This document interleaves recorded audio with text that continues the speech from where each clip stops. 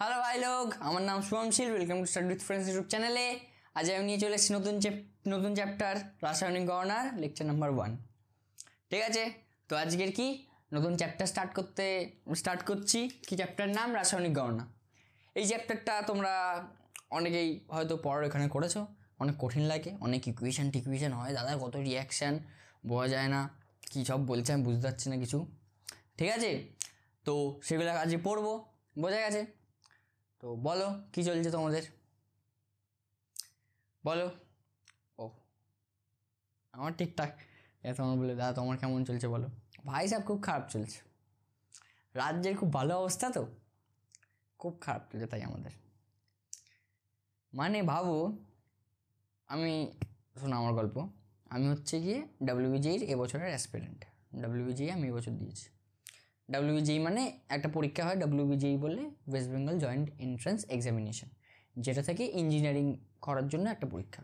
ঠিক, তো পরীক্ষাটা হয়েছে 27শে এপ্রিল, না 27 না 28শে এপ্রিল। এবার আজকে কত তারিখ? আজকে হচ্ছে গিয়ে আজকের 7 তারিখ। ঠিক, এখনও পরীক্ষার রেজাল্ট বেরোয়নি। মানে বুঝতে পারছো, যেটা দিয়ে যাদবপুরে যাওয়া যায় সেসব পরীক্ষা। ঠিক আছে, তো আজকের রেজাল্ট বেরোনোর কথা ছিল আজকের। আমি রাত্রিবেলা শ্যুট করছি, রাত্রি 12টা বাজে। ঠিক আছে, মানে তোমাদের কালকের ভিডিওটা যাবে, মানে আজকে আমি 6 তারিখ রাত্রি 12টার সময় আমি শ্যুট করছি। ঠিক, রাত্রি 12টা 12:30 সময় আমি শ্যুট করছি। এখন আমি শুনতে পাচ্ছি আজকের অ্যান্সার কি আসার কথা ছিল, কোনো অ্যান্সার কি কিছু আসছে না, আসেনি এখনও। এখন শুনতে পাচ্ছি যে নাকি কালকের রেজাল্ট নাকি বেরোবে, নাও বেরোতে পারে। হ্যাঁ, ওবিসি মামলা হচ্ছিল এসব নিয়ে, এখন শুনছি নাকি নাও বেরোতে পারে কালকের রেজাল্ট। ভাবো আমরা কি রাজ্যে বাস করি, যেখানে একটা পড়ুয়া বা একটা স্টুডেন্ট কিছু পড়াশুনো করে, যে পড়াশোনা করা অনেকে বলে ভালো, তো আমি নিজেই বলি ভালো, যে পড়াশোনা করো কিছু অনেক কিছু করতে হবে। এখন আমি বুঝতে পারছি না কেন আমি লোকজনকে পড়াশোনা করতে বলবো। পড়াশোনা করে তো কিছুই লাভ নেই। কোনো কি লাভ আছে পড়াশোনা করে এই পোড়া রাজ্যে, যেখানে আমাদের মুখ্যমন্ত্রী মমতা বন্দ্যোপাধ্যায় পুজো প্যান্ডেলে 1,10,000 টাকা করে সবাইকে দিয়ে বেড়াচ্ছে। ম্যাম প্লিজ ম্যাম একটা কাজ করুন, এই পয়সাগুলো ম্যাম যারা ওই ডাব্লিউবিজি বোর্ড তাদেরকে দিন, তারা একটু কাজ করলে আমাদের তাহলে একটু ভালো হবে, রাজ্যের একটু ভালো হবে। পুজো তো ম্যাম হতেই থাকবে, আর পুজোর জন্য আগেও আপনারা যা টাকা দেন তাতে হয়ে যায়। ঠিক আছে, আপনি একটু চাকরি দিন লোকজনকে, আর কি করবেন, আর ওই যারা ডাব্লিউবিজি বোর্ড তাদেরকে একটু পয়সা দিন। তারা ম্যাম কাজ করে না।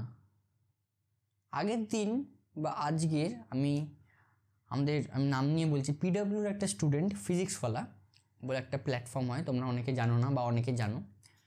আমাদের ক্লাস 12-এর একটা মেয়ে একজন ওই ডাব্লিউবিজি বোর্ডে ফোন করে জিজ্ঞেস করে, ম্যাম কালকের কি রেজাল্টেই কালকের তাহলে আসছে? ঠিক আছে, ওখান থেকে কী উত্তর আসছে জানো?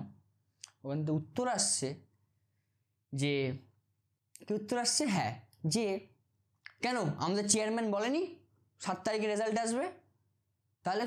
তুমি তাহলে আমাকে এরকম করে জিজ্ঞাসা করছো, আজকে জিজ্ঞাসা করছো কেন? কালকে তুমি দেখে নেবে। এত গরম নিয়ে এত এরকমভাবে কথা বলা হচ্ছে এই অ্যাটিটিউড দিয়ে। আর এখন রাত্রিবেলা শোনা যাচ্ছে যে কালকে মেবি রেজাল্ট আসবে না। ঠিক আছে, তো আমি জানি না আমি তোমাদেরকে শেষ করতে পারবো কি না। আমি কলেজ পেয়েছি একটা আগরতলায়, এনআইটি আগরতলা বলে একটা কলেজ হয়, সেখানে এনআইটি বলে একটা কলেজ হয়, সেখানে আমি পেয়েছি আগরতলা মানে ত্রিপুরা রাজ্যে। জানি না ওইখানে গিয়ে তোমাদেরকে পড়াতে পারবো কি না। আমি ভেবেছিলাম এখানেই থাকবো, ভালো রেজাল্ট হবে ঠিকঠাক, যে আমি পেয়ে যাবো, তোমাদেরকে তাহলে পড়াবো আর কলেজেও যাবো, এখানে রাজ্যের মধ্যেই থাকবো। কিন্তু যা দেখতে পাচ্ছি যে রাজ্যে থাকা যাবে না, এই পুরো রাজ্যে যেখানে যারা শিক্ষিত হয় তাদেরকে বলা হয় কি হবে পড়াশোনা করে, চপের ব্যবসা করো। বোঝা গেছে? শিক্ষিত ডাক্তার, জানোই তো আগের বছর আগস্টের কি সমস্যা হয়েছিল। এই হচ্ছে গিয়ে কথা, খুব রাগ উঠছিল আজকের। তো ক্লাস করাতে ইচ্ছা করছিল না, তাহলে না আমারও কিছু একটা দায়িত্ব আছে, ক্লাস তো করাতেই হবে। কি পোড়া রাজ্য, বুঝতে পারছো? এরপরও লোকজন বলবে হে খুব ভালো রাজ্য, মুখ্যমন্ত্রী উঠে বলবে আমাদের রাজ্য তো ভারতে 1 নম্বরের রাজ্য, সবাইকে বেশি চাকরি দিচ্ছে, পড়াশোনার হার খুব, আমাদের প্রচুর প্রচুর খরচা করছে। ঢং শুধু। মমতা বন্দ্যোপাধ্যায় আগের দিন দেখেছো, জানি না এইসব বলা উচিত কিনা, তাও আগের দিন কি বলবো আর, পুজোর চাঁদা দিচ্ছিল সব ক্লাবকে 1,10,000 টাকা করে, বুঝতে পারছো? কত 48,000 মনে হয় ক্লাব। তার মানে কত টাকা হয় বোঝা যাচ্ছে। আর এইদিকে যখন বলা হয় ম্যাডাম একটু পড়াশুনোটা একটু যেন ভালো করে হয়, তার জন্য শিক্ষা ব্যবস্থা একটু ভালো করুন, তার জন্য ওর কাছে টাকা নেই, বোঝা গেছে? ওনার থোড়ি টাকা যে উনি ওরমভাবে দিচ্ছে, টাকাগুলো তো আমাদের টাকা না। জানি না এরকম পলিটিক্সের কথা বলা উচিত হলো কি না, যেমন খুব রাগ উঠছিল, তার জন্য এই বলে দিলাম। জানি না কী হবে, আমি পরে আপডেট করে দেবো, মানে যদি এখন যে আসে 10-5 দিন 6 দিনের মধ্যে যদি রেজাল্ট না বেরোয়, মেবি আমি এখান থেকে চলে যাবো এই রাজ্য থেকে। আমি সেট আছি, ঠিক আছে? যারা পড়াশুনো করে বা যারা কিছু করে তাদের কিছু না কিছু হয়ে যায় জীবনে, আমি সেট আছি। আমি অন্য রাজ্যে কলেজ পেয়ে গেছি, ভালো কলেজ, ঠিক আছে, NIT পেয়ে গেছি, আমার কেউ যায় আসে না। এটা হচ্ছে রাজ্যের দুর্ভাগ্য যে যারা শিক্ষিত তারা রাজ্যে থাকছে না, বোঝা গেছে? সরি এত কথাবার্তা বলে দিলাম, কি বলবো আর, যা অবস্থা টিচারদেরকেই কথাবার্তা বলতে হয়, কারণ আমাদের নিউজ তো খুব ভালো, রাজ্যে চলছে এইসব, ইয়েতে চলছে সেন্ট্রালে আবার SSC, কি বলবো, অনেকে তোমরা জানো না SSC বিষয়ে, তাও ছাড়ো, বলে কি হবে, ছাড়ো। আমার জীবনে কিছু না কিছু হয়েই যাবে, তোমরাও জীবনে যদি ঠিকঠাক যদি কাজটা ঠিকঠাক করে করতে থাকো, করে নেবে জীবনে, রাজ্যে থাকবে না, চলে যাবে রাজ্য ছেড়ে, কিছু আসে না। আর যদি আমি বলছি, যদি এখন আমি এত কথা বলছি, এবার যদি রেজাল্ট যদি বেরোয়, তাহলে আমি একটু ভালো কথা বলতাম, তাও বলতাম না যদিও ভালো ব্যাপার, হচ্ছে কথা, ঠিক আছে? তো ছাড়ো এসব কথাবার্তা, অনেক গভীর জ্ঞানের কথা, ঠিক আছে? খুব একটু রাগ ঠাগ হয়েছিল আমার, খুব রাগ এখনও আছে, হয়েছিল না, খুব রাগে খুব ধুসছি, তাই ছাড়ো। তোমরা চলো পড়াশোনা করবে আজকের, তো চলো আজকে কী কী পড়বো সেগুলো একটু দেখে নিই। কী পড়বো আজকের? Introduction of the chapter. তোমরা তো চাপ ঠাপ নিও না, আমার জীবনে আমি কিছু না কিছু করেই নেবো, আর আমাদের দেশে মানে এই রাজ্যে যত ছেলে মেয়ে আছে তারা কিছু না কিছু করেই নেবে। তোমরা নিজেদের কথা ভাবো, তোমরা নিজেরা কী করবে, বুঝতে পেরেছো? মা বাবাকে বলবে, মা বাবা এদেরকে ইয়ে করছো কেন? ছাড়ো ছাড়ো ছাড়ো ছাড়ো ছাড়ো, বেশি পলিটিক্যাল কথাবার্তা বলে কোনো লাভ নেই দেশে, ছাড়ো। কি বলছি আমি, কোথায় আছি? Introduction of the chapter. কী পড়বো আজ, মানে চ্যাপ্টারের কী কী কী আছে চ্যাপ্টার সেসব পড়বো, ঠিক আছে? পারমাণবিক ভর ও আণবিক ভর সেটা বলবো, তারপর কি ভরের সংরক্ষণ সূত্র, ও তারপর লাস্ট হচ্ছে কি গ্যাসের প্রমাণ ঘনত্ব, বাষ্প ঘনত্ব বলবো, তারপর last but not the least কী করবো, কিছু অঙ্ক করবো। বোঝা গেছে? বোঝা গেছে। তো চলো এবার স্টার্ট করা যাক ক্লাস। তো চলো এবার কি পড়বো, রাসায়নিক গণনা, ঠিক আছে? চ্যাপ্টারের নাম কি? রাসায়নিক গণনা, ঠিক আছে? এখানে আমরা কি পড়বো? এখানে পড়বো হচ্ছে গিয়ে বিক্রিয়ার সম্বন্ধে, কি কিছু কিছু রাসায়নিক বিক্রিয়ার সম্বন্ধে। রাসায়নিক বিক্রিয়া বলতে তাহলে কী বলছো, যে দেখবে তুমি বাইরে যে রড ঠড যদি রাখা থাকে, বৃষ্টি পড়ুক কিছু করে, ওটাতে জং ধরে যায়, কী হয়ে যায়, জং ধরে যায়, সেটা একটা রাসায়নিক বিক্রিয়া। তারপর আমাদের যে গাছ যে ফটোসিনথেসিস করে সেটাও একটা রাসায়নিক বিক্রিয়া, সেটাও একটা রাসায়নিক বিক্রিয়া। তারপরে আর কি বলবো, তারপরে ধরো যে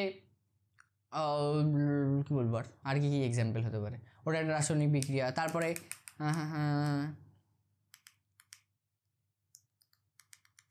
আর কি, ঠিক আছে, এই দুটো তুমি এক্সাম্পল জানতে পারো। আরও হাজার রকমের রাসায়নিক বিক্রিয়া হয়, হাজার রকমের রাসায়নিক বিক্রিয়া হয়, বোঝা গেছে?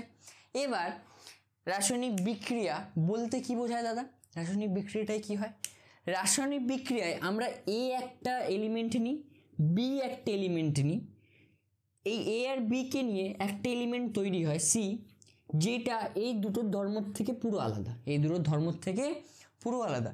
এটা কি বলবো, যে প্রক্রিয়ায় এক বা একাধিক পদার্থ পরিবর্তিত হয়ে সম্পূর্ণ ভিন্ন ধর্মবিশিষ্ট এক বা একাধিক পদার্থ উৎপন্ন করে তাকে রাসায়নিক বিক্রিয়া বলে। কি বললাম যে প্রক্রিয়ায়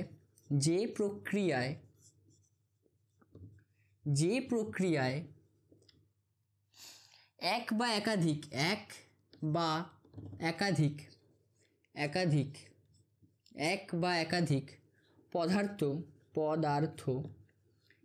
একাধিক পদার্থ পরিবর্তিত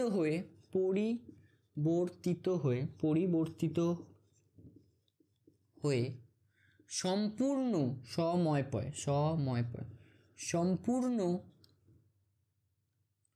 সম্পূর্ণ স্পেলিং ভয়েস অফ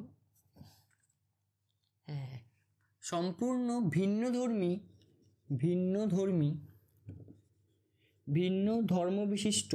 ধর্মবিশিষ্ট একটি এক বা একাধিক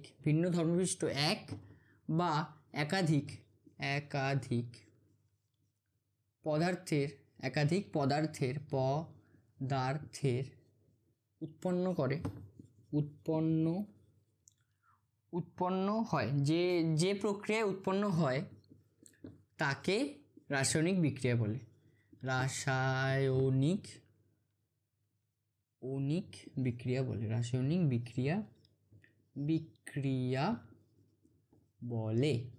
বোঝা গেছে? কি ধরো যেরকম এক্সাম্পল একটা এক্সাম্পল দিই। এক্সাম্পল কিরকম? এক্সাম্পল হচ্ছে কি, ধরো হাইড্রোজেন প্লাস অক্সিজেন, হাইড্রোজেন আর অক্সিজেন মিলে কি তৈরি করে? H2O তৈরি করে, যেটাকে আমরা কি বলি? জল বলি। জল বলি, ঠিক? এটাকে আমরা কি বলি? জল। এটা কি একটা হাইড্রোজেন আছে, একটা আলাদা পদার্থ, এটা একটা আলাদা পদার্থ, এটা একটা আলাদা পদার্থ, এইটা একটা একদম ভিন্ন ধর্মী। এই দুটোর সাথে এটার কোনো সম্পর্ক তো আছে, এই দুটোই এলিমেন্ট, কিন্তু এইটার ধর্ম সেম নয়। জলের ধর্ম আর হাইড্রোজেন ধর্ম আর অক্সিজেনের ধর্ম সেম নয়, তাই না? তাই তো, সেটাকেই বলা হয় রাসায়নিক বিক্রিয়া। বোঝা গেছে? হ্যাঁ, এরপর আমরা বলবো, দেখো আমরা গণনাটা কার করবো? এই রাসায়নিক বিক্রিয়াটারই গণনা করব। এবার এই রাসায়নিক এটাকে যে লিখেছি এটাকে বলা হয়, এই যে পুরোটাকে যে লিখেছি এটাকে বলা হয় রাসায়নিক সমীকরণ। কি বলা হয়? রাসায়নিক সমীকরণ। এবার এটার একটা ডেফিনেশন নিশ্চয়ই হয়। এটাকে কি বলে? উপযুক্ত চিহ্ন ও সংকেতের মাধ্যমে রাসায়নিক বিক্রিয়ার সংক্ষিপ্ত প্রকাশকে রাসায়নিক সমীকরণ বলে। কি? উপযুক্ত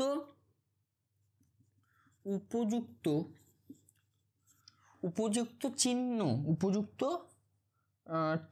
ও সংকেতের মাধ্যমে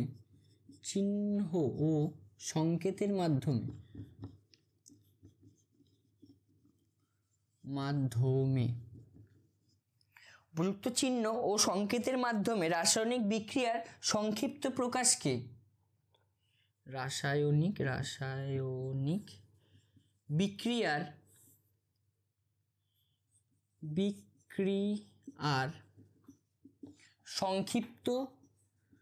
সংক্ষিপ্ত প্রকাশকে রাসায়নিক সমীকরণ বলে।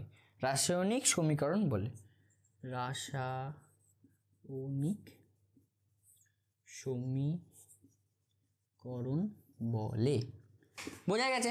কি এটাকে কি বলে? এই পুরো লেখাটাকে কি বলে? রাসায়নিক সমীকরণ। মানে এইটাতে কি হচ্ছে? জল আমরা কি সবসময় লিখবো যে হাইড্রোজেন, এরকমভাবে কি সবসময় ভাষায় লেখা কি সম্ভব?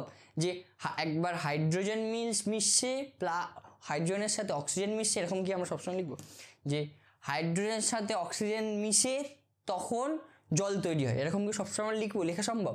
তার জন্য এই প্লাস, তারপরে এইটা, তারপরে এখানে ইলেকট্রনের ব্যবহার হলো ইলেকট্রন, তারপরে এইটা যদি গ্যাস হয় গ্যাসের ব্যবহার, বা উবে যায় তাহলে সেটার এরকম তীর চিহ্ন দিয়ে এরকমভাবে এইসব দিয়ে কি বোঝাই আমরা, একটা রাসায়নিক মানে সংক্ষিপ্তভাবে একটা রাসায়নিক বিক্রিয়াকে আমরা বোঝাই। বোঝা গেছে? যেরকম কার্বন যোগ অক্সিজেন কি হয়, কার্বন যোগ অক্সিজেন কি হয়, CO2। কার্বন এখানে কি হয়, সলিড হয়, কার্বন সলিড হয়, অক্সিজেন কি হয়, এই এরকম জি দিয়ে বসায় গ্যাস, এটা কি হয় গ্যাস, এটা কি হয় গ্যাস। বোঝা গেছে? এরকম জি দিয়ে গ্যাস বোঝায়, এস দিয়ে সলিড বোঝায়। আবার যদি কিছু লিকুইড হয়, এই যে যেরকম এখানে জল, এটা লিকুইড, তাহলে এখানে এল দিয়ে বোঝায়। বোঝা গেছে? এরকম চিহ্ন ঠিহ্ন দিয়ে সংক্ষিপ্ত প্রকাশকে কোনো রাসায়নিক বিক্রিয়ার কি বলে, রাসায়নিক সমীকরণ বলে। বোঝা গেছে? বোঝা গেছে? এবার এবার কি, এবার হচ্ছে গিয়ে এই যে এই রাসায়নিক বিক্রিয়াটা যে আমি লিখেছি, কি লিখেছি, H2 plus O2 equal two, বা অ্যারো দিয়ে কি লিখেছি, H2O। ঠিক আছে, এটাকে আমরা যদি ভর মানে এইটার ওজন কত হতে হবে, এটার ওজন কত হতে হবে, তাহলে এটার কত ওজন বের হয়। আমরা এখানে দেখো আমাদের আসলে রাসায়নিক গণনার চ্যাপ্টারে আমরা কি করব, আমরা করব হচ্ছে কি এইটার আমাদের ধরো যে ওজন বলে দিল, বা আয়তন বলে দিল, বা মোল বলে দিল, তাহলে আমাদেরকে বের করতে হতে পারে এটার আয়তন কত হবে, এটার আয়তন কত হতে হবে, ঠিক, বা এটার মোল কত হতে পারে। বা আরেকটা জিনিস হতে পারে, যদি এইটার ধরো যে আমাকে অণুর সংখ্যা বলে দিল যে এটার অনুসংখ্যা এত, তাহলে এটার অনুসংখ্যা কত, তাহলে এটার অনুসংখ্যা কত। বোঝা গেছে? এটা হতে পারে, এইটা তোমাদের কোশ্চেনে এইখান থেকে মেন এরকমই কোশ্চেন আসে। বুঝলে? এবার এইটা যে আমরা লিখলাম, এটাকে আমরা করি হচ্ছে গিয়ে, এটাকে লেখার পরে যাতে সব কিছু অণুর সংখ্যা বা গ্রাম বা কত ভর সেগুলো যদি ভালো ঠিকঠাক আসে, তার জন্য এটাকে আমরা করি সমতা বিধান। কি করি? সমতা বিধান, যেটাকে ইংলিশে বলে ব্যালেন্সিং। যেটাকে ইংলিশে কি বলে? ব্যালেন্সিং। কি ব্যালেন্সিং মানে কি দাদা? ব্যালেন্সিং মানে হচ্ছে কি এইখানে যতগুলো অণু থাকবে, এই পারে মানে বা পারে, ডান পাড়েও ততগুলোই অণু থাকতে হবে, ডান পাড়েও ততগুলোই অণু থাকবে। যেরকম দেখো এইখানে দেখো হাইড্রোজেনের, দেখো এটাকে আমরা মুছছি, দাঁড়া ওই গোলটা করেছি মুছে দিই। দেখো এইখানটাতে হাইড্রোজেনের অনুসংখ্যা কত? 2টো। অক্সিজেনের অনুসংখ্যা কত? অক্সিজেনের অনুসংখ্যা কত? 1টা। তার জন্য আমরা কি করব, এইখানটাতে হাফ বসাবো,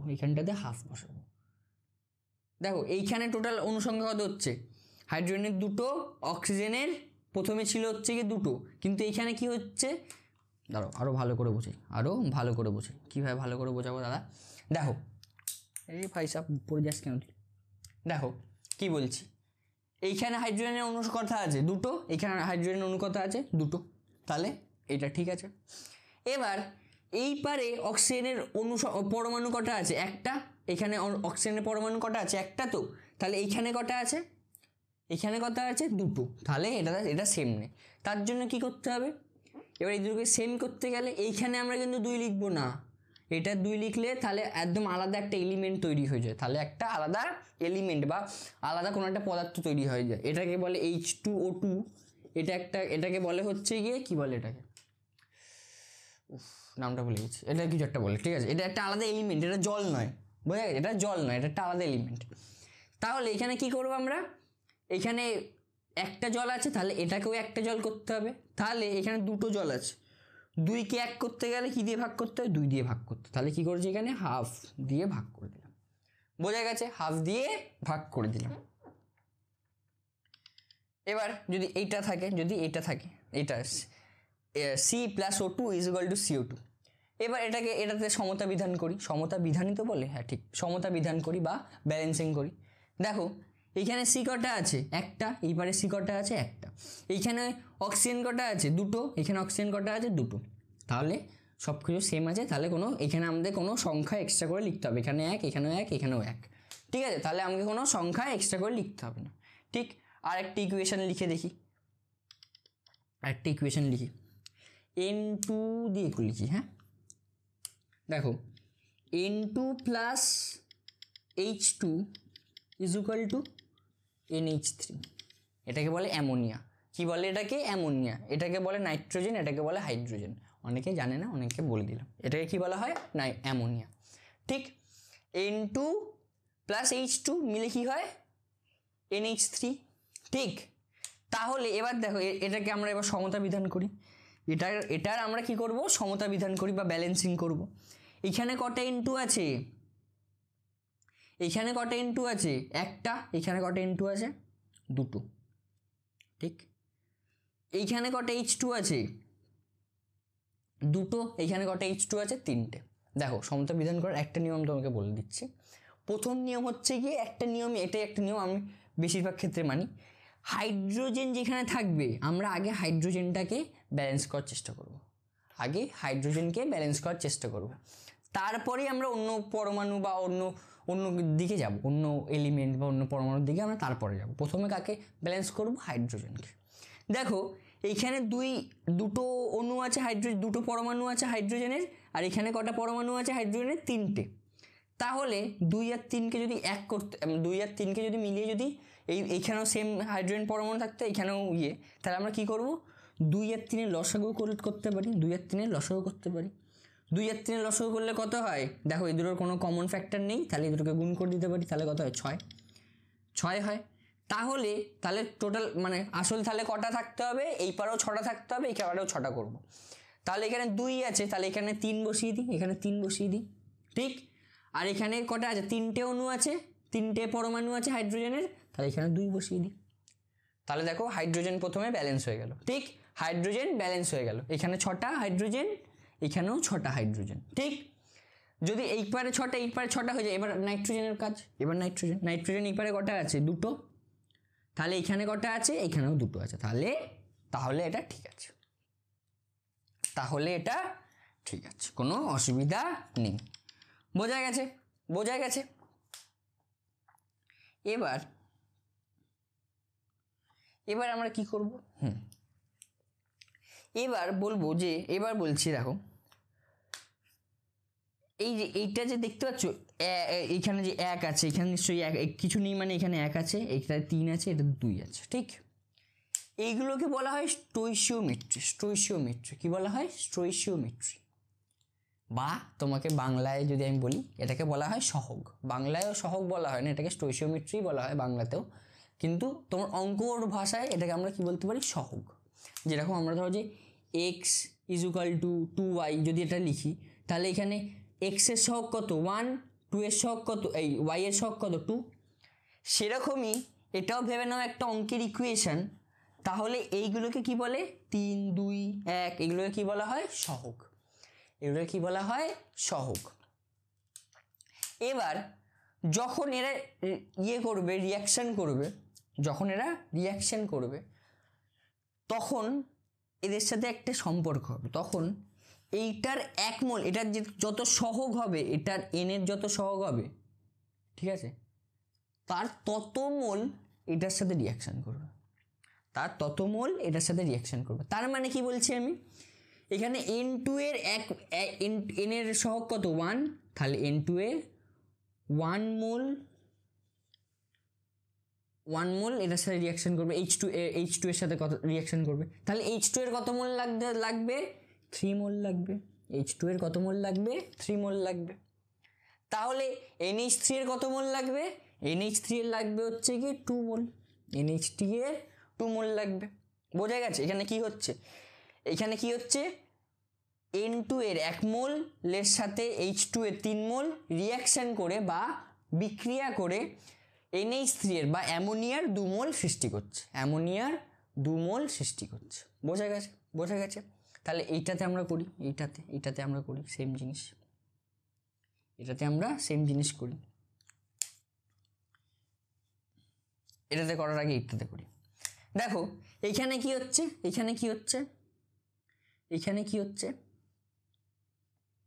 এইখানে হচ্ছে সব কটার সহগ কত 1, এটারও সহগ 1, এটারও সহগ 1, এটারও সহগ 1। তাহলে কার্বনের 1 মোল অক্সিজেনের 1 মোলের সাথে বিক্রিয়া করে CO2 এর 1 মোলই তৈরি করছে। বোঝা গেছে। এবার তোমরা ভাববে না যে দাদা এখানে 2 মোল মিলে 1 মোল কি করে তৈরি করছে, 2 মোল মিলে 1 মোল কী করে তৈরি করছে? এরকম কি কখনো হয়? কখনো হয়? তাই বলছি মোল আর গ্রাম দুটো সেম কথা নয়। গ্রামের ক্ষেত্রে তোমরা বলতে পারো যে দাদা কোনো একটা রিয়াকশানে যদি আমি 5 গ্রাম কার্বন আর 5 গ্রাম অক্সিজেন দিই তাহলে 10 গ্রামই কী বলে কার্বন ডাইঅক্সাইড তৈরি হবে, 10 গ্রামই কার্বন ডাইঅক্সাইড তৈরি হবে। কারণ হচ্ছে কি ওই ভরের নিত্যতা সূত্র বলে একটা সূত্র হয়, সেটা যেটা আমরা একটু পরেই পড়বো, সেটার জন্য। কিন্তু মোলের ক্ষেত্রে সেটা নয়, দেখো এটা দেখ যেরকম N2 এর 1 মোল ইকুয়াল টু কত? আমি তোমাকে আগের দিন শিখিয়েছি তোমাদেরকে 1 মোলের ওজন কত হয়, 1 মোল কোনো গ্যাসের ওজন কত হয়, তার আণবিক ভরের সমান, আণবিক ভরের সমান হয়, তাই তো বলেছি তো। বা 1 মোল গ্যাসের কটা অণু থাকে? 1 মোল গ্যাসের অণু থাকে হচ্ছে কি 0.6.022 ইন্টু 10⁻23 সংখ্যক। 1 মোলে কটা অণু থাকে? এটাকে বলা হয় অ্যাভোগাড্রো সংখ্যা, যেটা আমি আগের দিন তোমাদের গ্যাসের আচরণ যারা পড়োনি তারা জানবে না, যারা পড়েছো তারা খুব ভালো করে জানে। এটাকে বলা হয় অ্যাভোগাড্রো সংখ্যা। অ্যাভোগাড্রো সূত্রের মাধ্যমে আমরা জানতে পেরেছিলাম, মনে আছে? কি জানতে পেরেছিলাম? যে জানতে পেরেছিলাম যে 6.022 ইন্টু 10⁻23 সংখ্যক অণুকে বলা হয় 1 মোল, এবং তার ওজন যেটা হয় সেটাকে বলা হয় আণবিক ভর। তার যে ওজন হয় সেটাকে বলা হয় আণবিক ভর। সেটা আণবিক ভরের সমান হয়, আণবিক ভর থেকে আরও ভালো কথা বললে হয় গ্রাম আণবিক ভরের সমান হয়। বোঝা গেছে? অনেকে এবার মাথাটা খারাপ হয়ে যাবে অনেকের। তাহলে দেখো এখানে কি হচ্ছে, N2 এর আণবিক ভর কত? নাইট্রোজেনের হয় হচ্ছে গিয়ে 7 গুণ 2, নাইট্রোজেনের আণবিক ভর কত হয়? নাইট্রোজেনের পারমাণবিক ভর কত হয়? 14 গুণ 2 ইকুয়াল টু 28, তাই তো। H2 এর আণবিক ভর কত হয়? 1 গুণ 2, 1 গুণ 2, তাই তো। এবার দেখো কটা আছে, কমল হবে 3 মোল, গুণ 3, তাহলে এখানে কত হচ্ছে 6 গ্রাম। তাহলে এটা যদি 28 গ্রাম হয়, এটা 6 গ্রাম। তাহলে এখানে কি তৈরি হচ্ছে? NH3 কি তৈরি হচ্ছে? NH3 কত মোল? 2 মোল। এখানে কত মোল তৈরি হচ্ছে? 2 মোল। তাহলে কি করব? 2 গুণ NH3, N এর আণবিক ভর কত? 14 গুণ এই যোগ, এটার আগে তো পারমাণবিক, এটা তো আমি আগে আণবিক ভরটা বের করবো না, তাই কি করছে এখানে প্রথমে NH3 এর আণবিক ভর কত হয়? NH3 এর আণবিক ভর আমি আগে বের করে নিই, ঠিক আছে? NH3 এর আণবিক ভর আগে বের করে নিই। NH3 এর আণবিক ভর কত? N এর পারমাণবিক ভর হচ্ছে গিয়ে 14, আর H কটা আছে? 3টে, তাই যোগ 3, তাহলে এখানে কত হচ্ছে? 17। তাহলে এখানে কি হচ্ছে? 2 গুণ 17 ইকুয়াল টু 34 গ্রাম। তাহলে দেখো কি হচ্ছে, 28 গ্রাম নাইট্রোজেন যোগ 6 গ্রাম হাইড্রোজেন, তাহলে এই দুটোকে যোগ করলে কত হয়? 28 যোগ 6 করলে হয় হচ্ছে গিয়ে 34 গ্রাম। তাহলে কি হচ্ছে? 34 গ্রাম থেকে কত তৈরি হচ্ছে? 34 গ্রামই তৈরি হচ্ছে। বোঝা গেছে? তাই কেউ ভেবো না যে দাদা বেশি এই মোলটার সাথে কেউ গ্রামকে গোলাবে না, মোলের সাথে কেউ গ্রামকে গোলাবে না। বোঝা গেছে? এবার আমি নেক্সট পেজে আরেকটা দিয়ে বোঝে।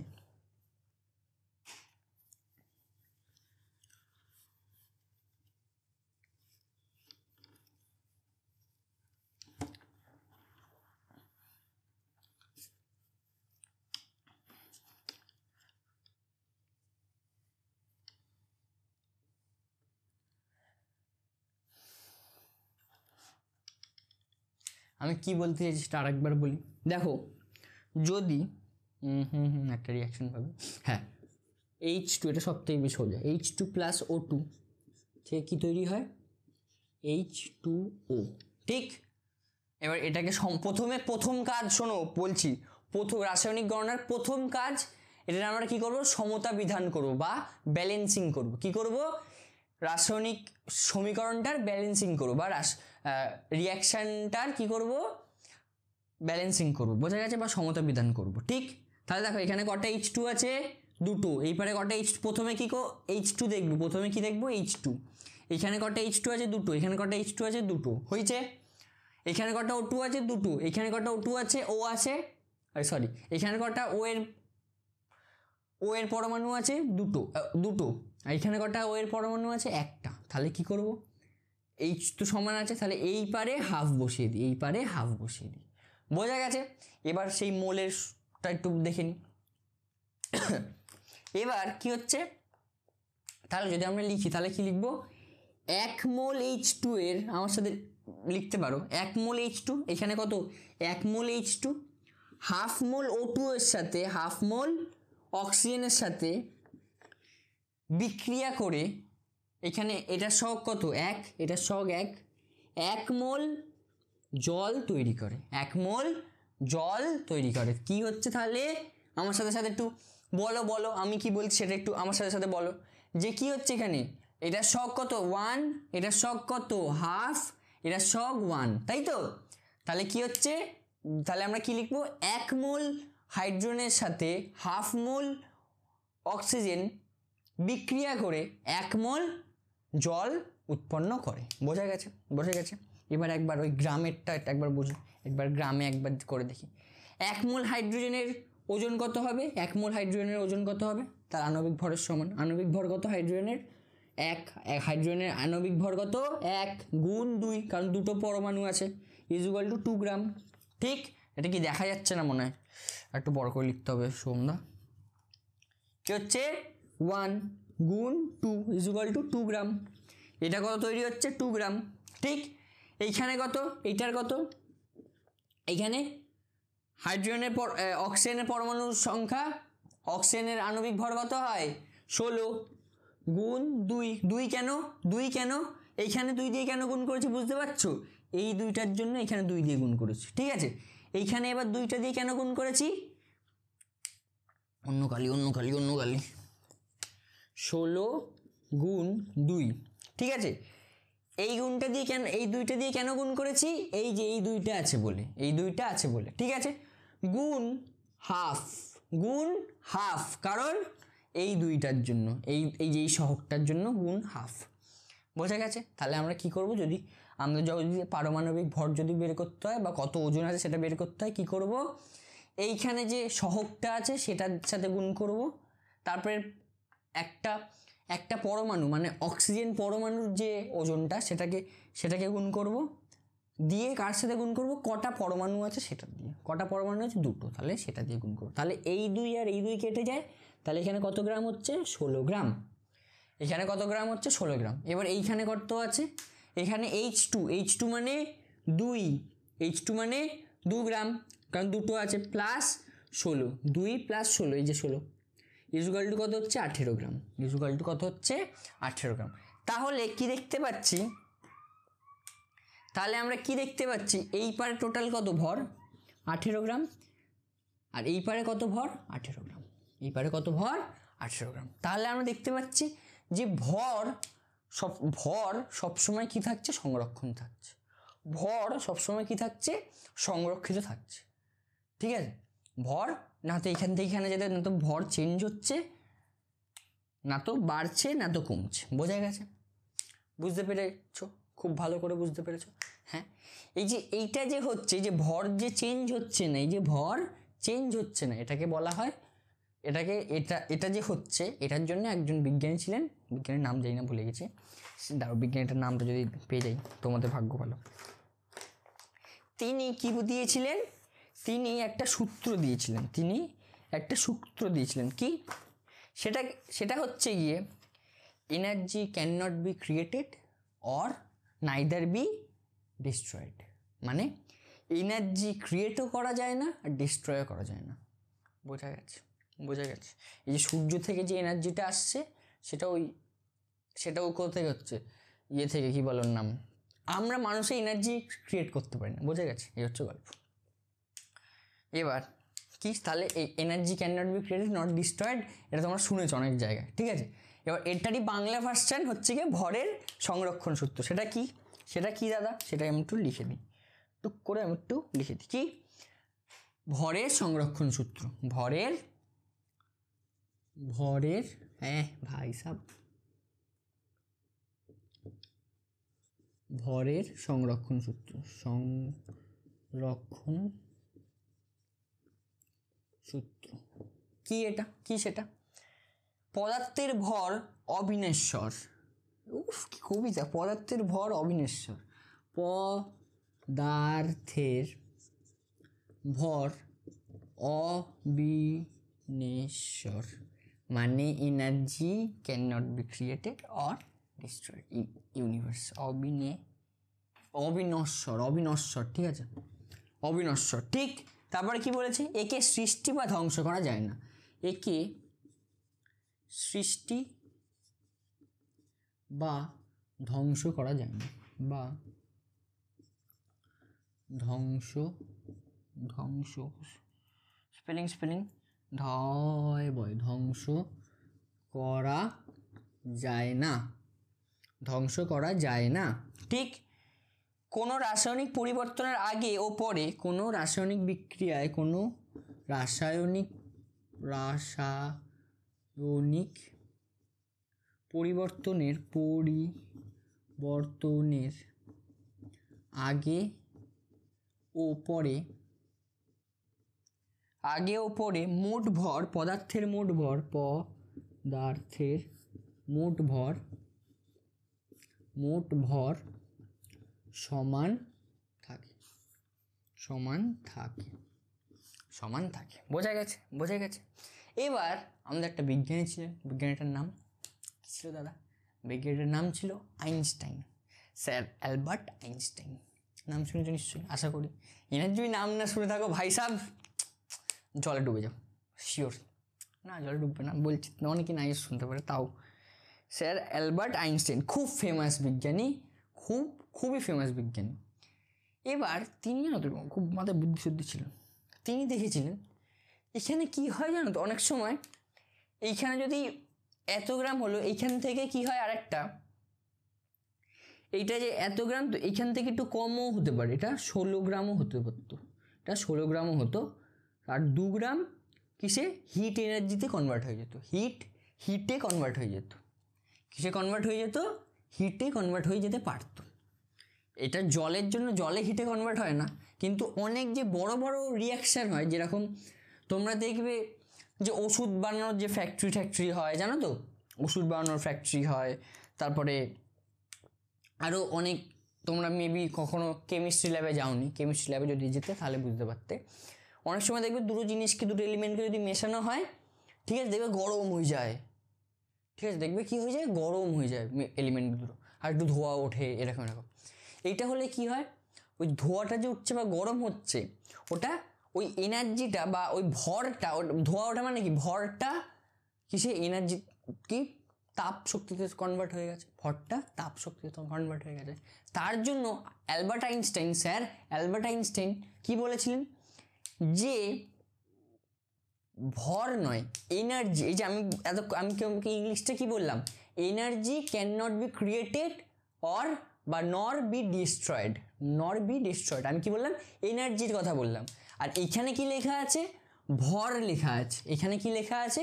ভর, যার মানে হচ্ছে কি ইংলিশে বলে মাস। এখানে কি বলা আছে? মাস ক্যান নট বি ক্রিয়েটেড নর ডিস্ট্রয়েড।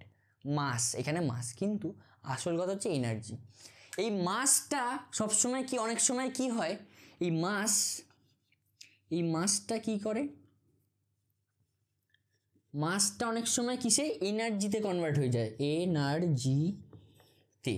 মাসটা অনেক সময় এনার্জিতে, এই যে বললাম রাসায়নিক বিক্রিয়ার পরে কি হয়, ধোঁয়া উঠছে বা গরম হয়ে যাচ্ছে, সেটা কি হচ্ছে, এনার্জিতে কনভার্ট হচ্ছে, বোঝা গেছে, হিট এনার্জিতে কনভার্ট হচ্ছে। তার জন্য আমরা অনেক সময় লিখি কার্বন প্লাস O2, অনেক রিয়াকশানের সময় এটা লিখি CO2 প্লাস হিট। এইসব ছোটো এই ইকুয়েশানটার জন্য লিখবো না, কিন্তু অনেক সময় আমরা বড় যখন ইকুয়েশান লিখি, বড় যখন রিয়াকশান লিখি, তখন আমরা এই প্লাস হিট লিখি। বোঝা গেছে বা প্লাস তাপ লিখি, যাতে না এনার্জিটা লস হয়েছে সেটা বোঝা যায়, ঠিক। বুঝে গেছে? এবার এই যে এইটার জন্য স্যার অ্যালবার্ট আইনস্টাইন একটা সূত্র দিয়েছিলেন। স্যার অ্যালবার্ট আইনস্টাইন একটা সূত্র দিয়েছিলেন, যে সূত্রটা সবাই জানবে, E = mc square. E = mc square. এই সূত্রটা সবাই জানো আশা করি, সবাই কোনো না কোনো জায়গায় শুনেছো এই সূত্রটা, E = mc স্কোয়ার, যেখানে m হচ্ছে গিয়ে মাস অফ, এটা হচ্ছে মাস অফ এনি বডি বা এনি রিঅ্যাকশনারি মাস, এটা হচ্ছে গিয়ে এনার্জি, কি এটাকে কি বলে, এনার্জি, ই ফর এনার্জি, আর সি হচ্ছে গিয়ে লাইটের গতিবেগ, speed of light, speed of light, speed of light, বোঝা গেছে? স্পিড অফ লাইট, ই হচ্ছে গিয়ে, সি হচ্ছে গিয়ে স্পিড অফ লাইট, ঠিক? এখানে কি বলছে তাহলে অ্যালবার্ট আইনস্টাইন? একটা ইকুয়েশন দিয়েছিল যে কিভাবে কতটা এনার্জি তৈরি হয়, 1 গ্রাম যদি মাস যদি ক্ষয় হয় তাহলে কতটা এনার্জি তৈরি হয়, বুঝতে পারছো?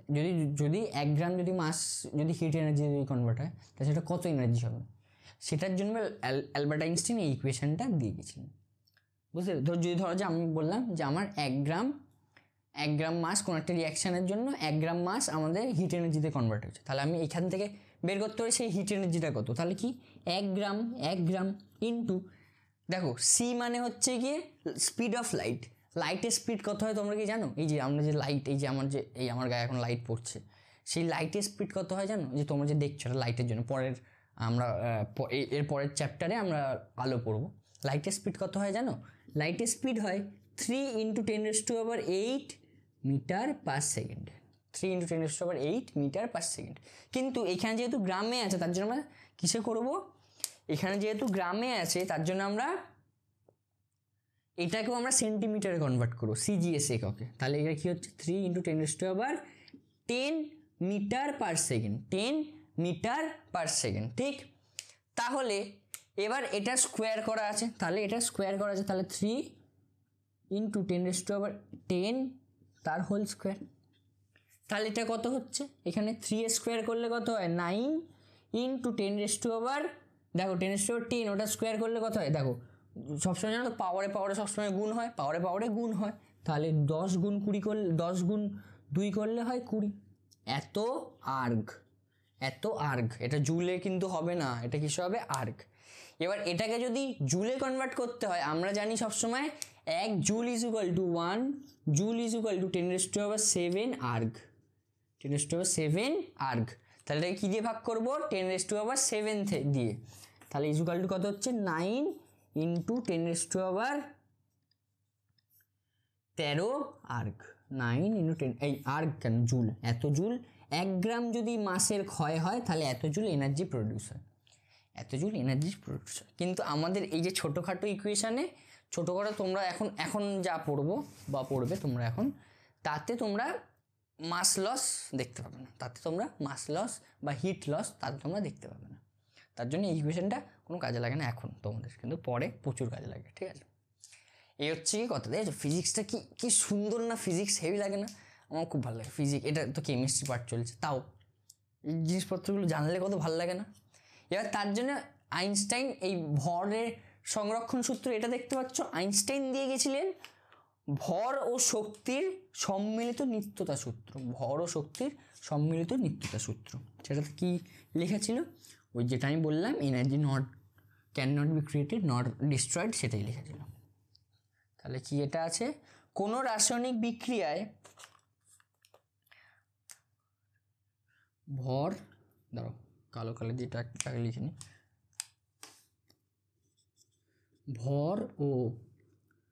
ভর ও শক্তির নিত্যতা সূত্র, তোমাদের পরীক্ষায় কিন্তু এই দুটোই আসতে পারে, এটাও আসতে পারে এটাও আসতে পারে, তাই কি দুটোই পড়তে হবে আমাদেরকে। কি তাহলে সূত্রটা কি দিয়েছিলেন, কোনো রাসায়নিক বিক্রিয়ার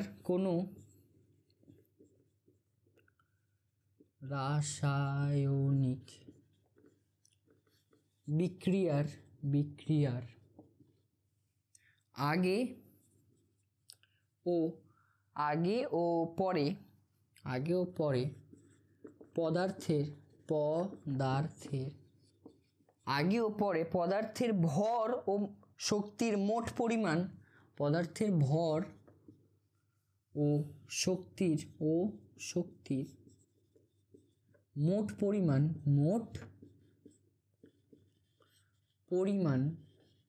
পরিমাণ কি সর্বদা সমান থাকে, সর্বদা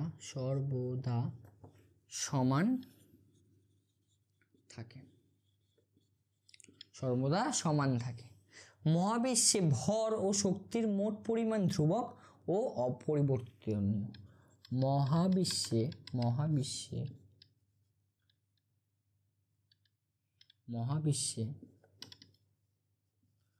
ভর ও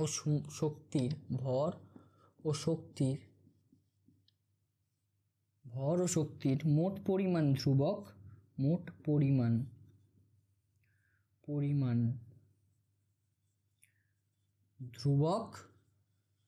ও অপরিবর্তনীয়।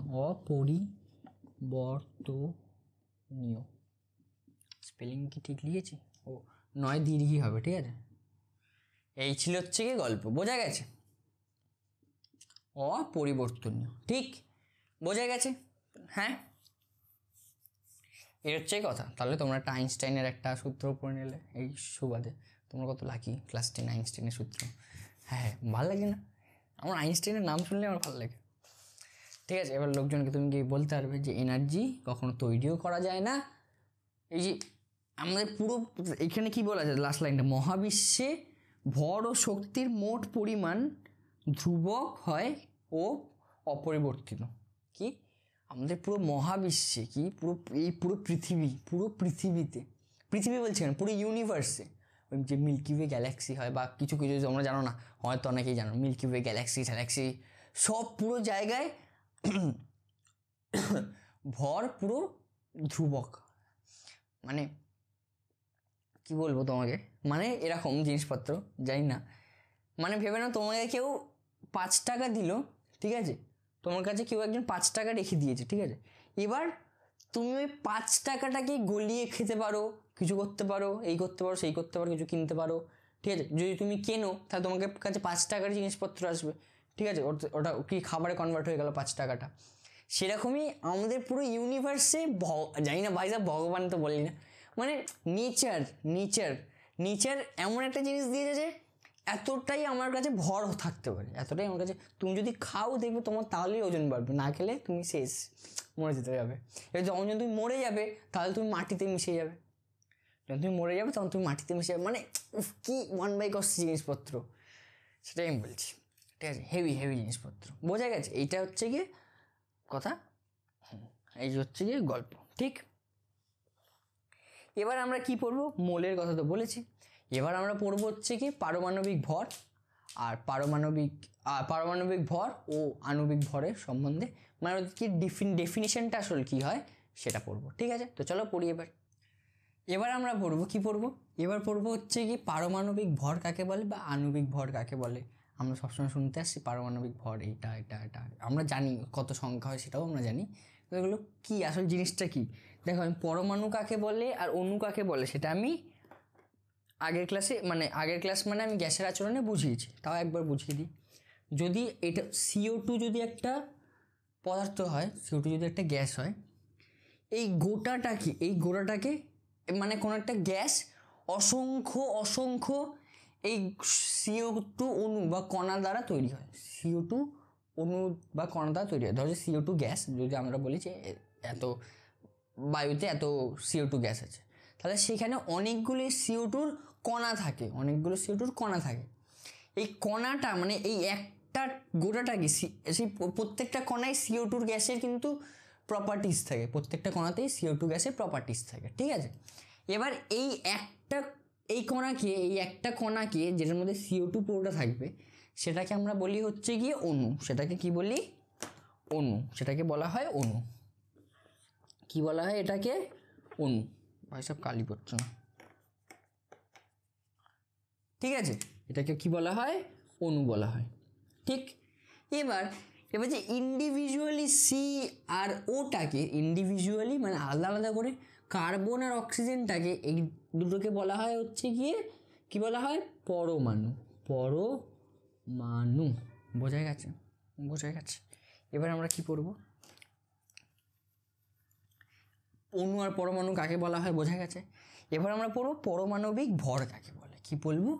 পরমাণবিক ভর কাকে বলে। ঠিক যেরকম আমরা সবসময় দেখেছি যে বলি না আমরা যে কোনো পদার্থের ধরা যায় যদি বলি যে হ্যাঁ কার্বনের পারমাণবিক ভর হচ্ছে কি 12, বা বলি অক্সিজেনের পারমাণবিক ভর হচ্ছে গিয়ে 16, বলি তো আমরা কি ভাবি এটার ওজন এত, এটার ওজন এত। ঠিক তারপরে আরও কি বলি? আরও বলি হচ্ছে গিয়ে ধরা যে বললাম নাইট্রোজেনের পারমাণবিক ভর 14, বলি না আমরা? তাহলে এটা কি আসলে দাদা? আমরা পারমাণবিক ভর এটা তো গ্রাম, আর পারমাণবিক ভর বা আণবিক ভর গ্রামে প্রকাশ করা হয় না, সেটা শুধু 14 থাকে বা 12 থাকে বা 16 থাকে, এরকমই থাকে। ঠিক আছে, এরকমই থাকে, মানে এটা গ্রাম, এটার কোনো ইউনিট হয় না, পারমাণবিক ভরের ইউনিট হয় না, গ্রাম পারমাণবিক ভরের ইউনিট হয়, যেটাকে বলে গ্রাম। বোঝা গেছে? এবার সেটা কি দাদা? দেখো ইউপ্যাক বলে একটা সংস্থা আছে, কি IUPAC ইউপ্যাক। এইটা কি আমাদের যেরকম দিদিমা হয়, দাদু হয়, দিদা হয়, ঠিক আছে, দিদিমা হয়, ঠাকুরদা হয়, এরা কি করে আমাদের নাম রাখে। অনেকের পরিবারেই এরা কি হয় নামকরণ করে, এরা কি হয় আমাদের নামকরণ তারা করে। সেরকমই IUPAC বা ইউপ্যাক হচ্ছে কি কেমিস্ট্রির দুনিয়ায়, রাসায়নিক বলছি তাই জন্য কেমিস্ট্রির দুনিয়ায় এরা নামকরণ করে বা প্রত্যেক জিনিসের সংজ্ঞা করে। তারা এই সংজ্ঞাটা বানিয়েছে, কারণ প্রত্যেকটা একটা জিনিসের সংজ্ঞা না হলে বা কিছু কীভাবে ধরবো সেটা তো আমি জানি না। যে 12 ধরছে, এটা আমার কেন ধরছে, সেটার কারণ হচ্ছে গিয়ে পারমাণবিক ভর কাকে বলে? কোনো মৌলের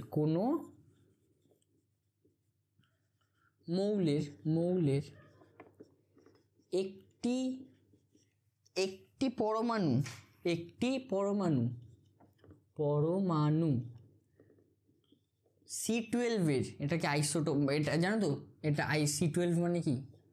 C12 এর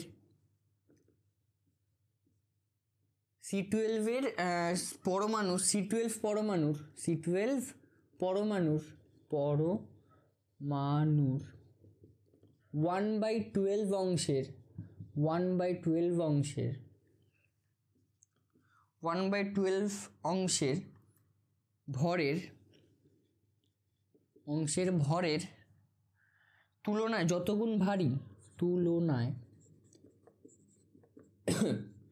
যতগুণ ভারী, ঠিক আছে, সেই সংখ্যাকেই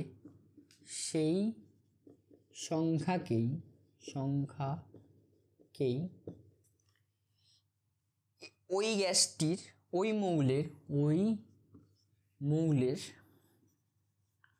মৌলের পারমাণবিক ভর বলা হয়।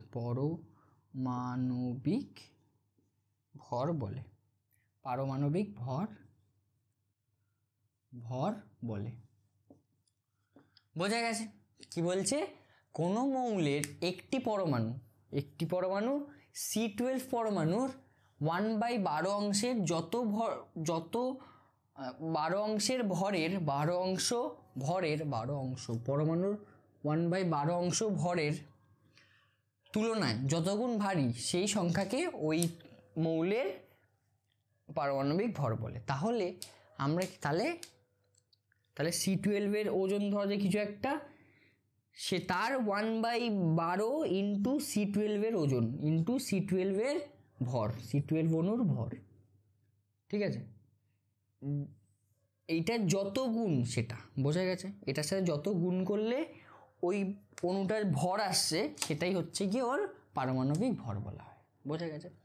এবার গ্রাম পারমাণবিক ভর, যে আমরা গ্রামে ধর যে, তাহলে কি এখানে 16, যে অক্সিজেনের পারমাণবিক ভর যদি 16 বেরোয়, তাহলে সেটা কি C12 এর 1/12 অংশের 16 গুণ, 1/12 অংশের 16 গুণ। তার জন্য ওটাকে বলা হয়, কি বলা হয় ওটাকে? 16 পারমাণবিক ভর, তাই ধরা হয়। বোঝা গেছে? বোঝা গেছে? এবার 16টা তো কোনো ইউনিট নেই, শুধু পারমাণবিক ভর। এবার এটা যদি গ্রামে লেখা হয়, 16টাকে যদি আমরা গ্রামে লিখি, সেটাকে বলা হয় গ্রাম পারমাণবিক ভর। কি লিখি? গ্রাম পারমাণবিক পারমাণবিক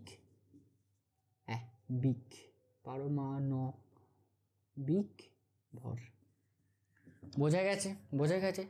এই সেম টু সেম হচ্ছে গিয়ে আণবিক ভর, সেম টু সেম হচ্ছে আণবিক ভর, কিন্তু আণবিক ভরের এখানে মৌল থাকে না, এখানে থাকে হচ্ছে গিয়ে যৌগ। এখানে কি থাকবে? যৌগ। কোনো যৌগের একটি পরমাণু না, এখানে অণু হবে, একটি অণু 12 পরমাণুর 1/, এত অংশের ভরের তুলনায় যতগুণ ভারী, সেটাকেই সেই যৌগের আণবিক ভর বলে। বোঝা গেছে? বোঝা গেছে?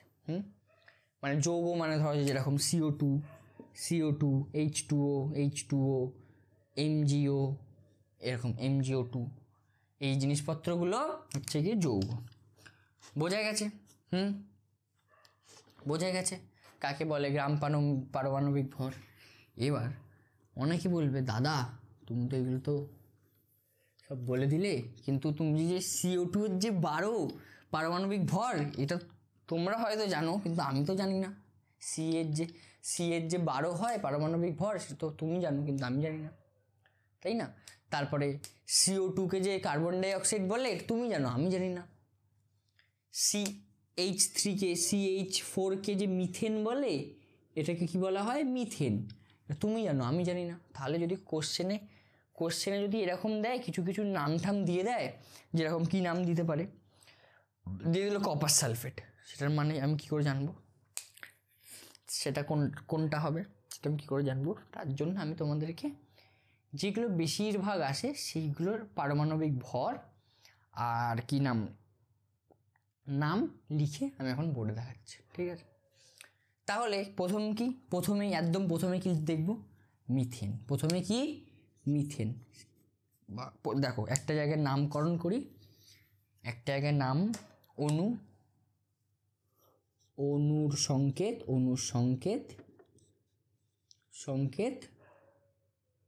অনুর নাম। বোঝা গেছে? ঠিক আছে। আর আর আণবিক ভর কত হয় সেটাও বের করবো, ঠিক? সেটা আমরা তাহলে এই 3টে কাজ এখন করব বসে বসে, ঠিক? মানে আমি দাঁড়িয়ে তোমরা বসে বসে, ঠিক আছে? ঠিক আছে, তো চলো করি। প্রথম কি? অনুর সংকেত CH4, এটাকে কি বলা হয়? দাঁড়াও, এই দিকটাতে অনুর নামটা লিখি, ঠিক আছে? আর এই পার্টটাতে সংকেত। এটা কি? অনুর নাম, আর এই পারে সংকেত। প্রথম হচ্ছে কি? মিথেন। কি প্রথমেই একদম সবার প্রথমে মিথেন। কি প্রথমেই নাম?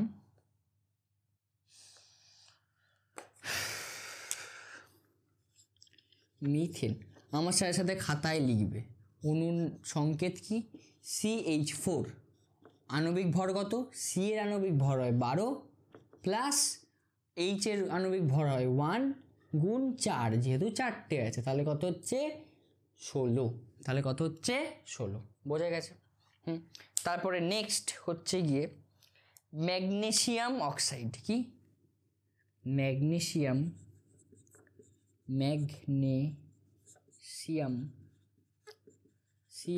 অক্সাইড।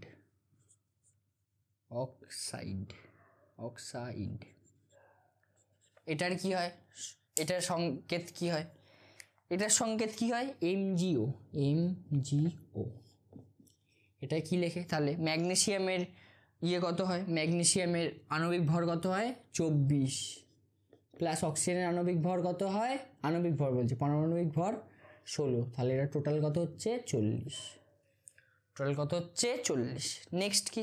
Copper sulphate.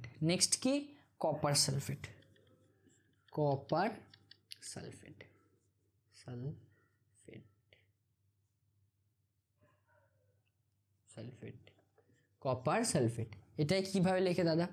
CuSO4।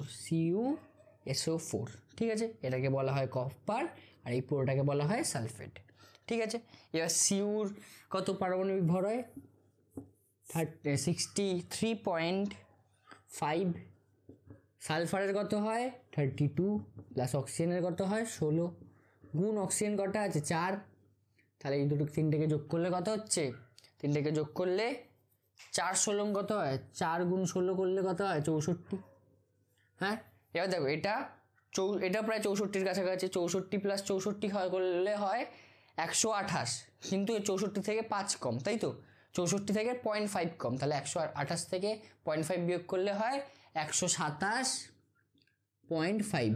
এবার ওটার সাথে কত যোগ করতে হয় 32, তাহলে 127-এর সাথে 27-এর সাথে 30 যোগ করলে হয় 57, তাহলে এখানে টোটাল কত হচ্ছে 100 এত 0.5 এত। বোঝা গেছে, বোঝা গেছে এটার আণবিক ভর কত, বোঝা গেছে। ঠিক। এরপরে কি, এবার আমি তাড়াতাড়ি তাড়াতাড়ি লিখতে যাচ্ছি, এবার এই জিনিসপত্রগুলো তোমরা বের করো, ঠিক আছে। আমি যেগুলো যেগুলো তোমরা জানো না সেটা আমি শুধু বলতে থাকবো। এবার কি হয়, সালফিউরিক অ্যাসিড কি হয়, ভাই সব পেন পড়ে যাচ্ছে, একটু পেন টেন সব কিছু বের করে নিই। এবার হয় কি সালফিউরিক অ্যাসিড, আউচ কিছু লাগলো, সালফিউরিক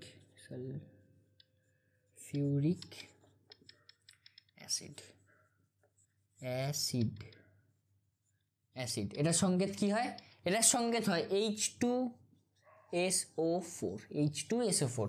এবার তোমরা এটা বের করা উচিত তোমাদেরকে, তো এটা তোমাদের বের করা উচিত। হাইড্রোজেনের পারমাণবিক ভর হয় 1, কোন কটা আছে 2, প্লাস সালফারের কত হয়, এখানেই আমি বলে দিয়েছি সালফারের হয় 32, যোগ কত হচ্ছে এখানে অক্সিজেনের হয় হচ্ছে কি 16, গুণ কটা আছে 4টে, তাহলে এখানে তোমরা এবার বের করবে, এটা বের করো, বসে বসে যোগ করো।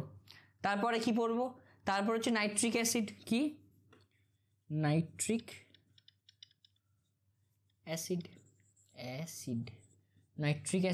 অ্যাসিডের কি হয় HNO3। এবার N এর কত হয়, হাইড্রোজেনের কত হয় 1, প্লাস N এর কত হয় 14, প্লাস অক্সিজেনের কত হয় 16, গুণ কটা আছে 3টে, বোঝা গেছে। এবার হ্যাঁ, এবার যোগ করো, তোমরা যোগ করো বসে বসে। এবার তাহলে আমি ওপরটা মুছি, তাহলে এবার ওপরটা তাহলে আবার মুছি, আমি এখান থেকে আবার লিখি, এটা কিন্তু তোমরা লিখবে। আর অনেকে মনে হয় ভাবছো যে দাদা আমি কি এগুলো বসে বসে মুখস্থ করবো, না মুখস্থ করবে না, কিন্তু তুমি যখন কোশ্চেন করবে এই নামগুলো আসবে, তখন কি করতে হবে, শুধু এই নামগুলো একটুখানি একবার পেজ টুলটা দেখে নেবে, দেখবে আস্তে আস্তে এই নামগুলো কী হয়ে যাবে, মনে থেকে যাবে, ঠিক। এবার হচ্ছে গিয়ে সোডিয়াম হাইড্রোক্সাইড, এবার কি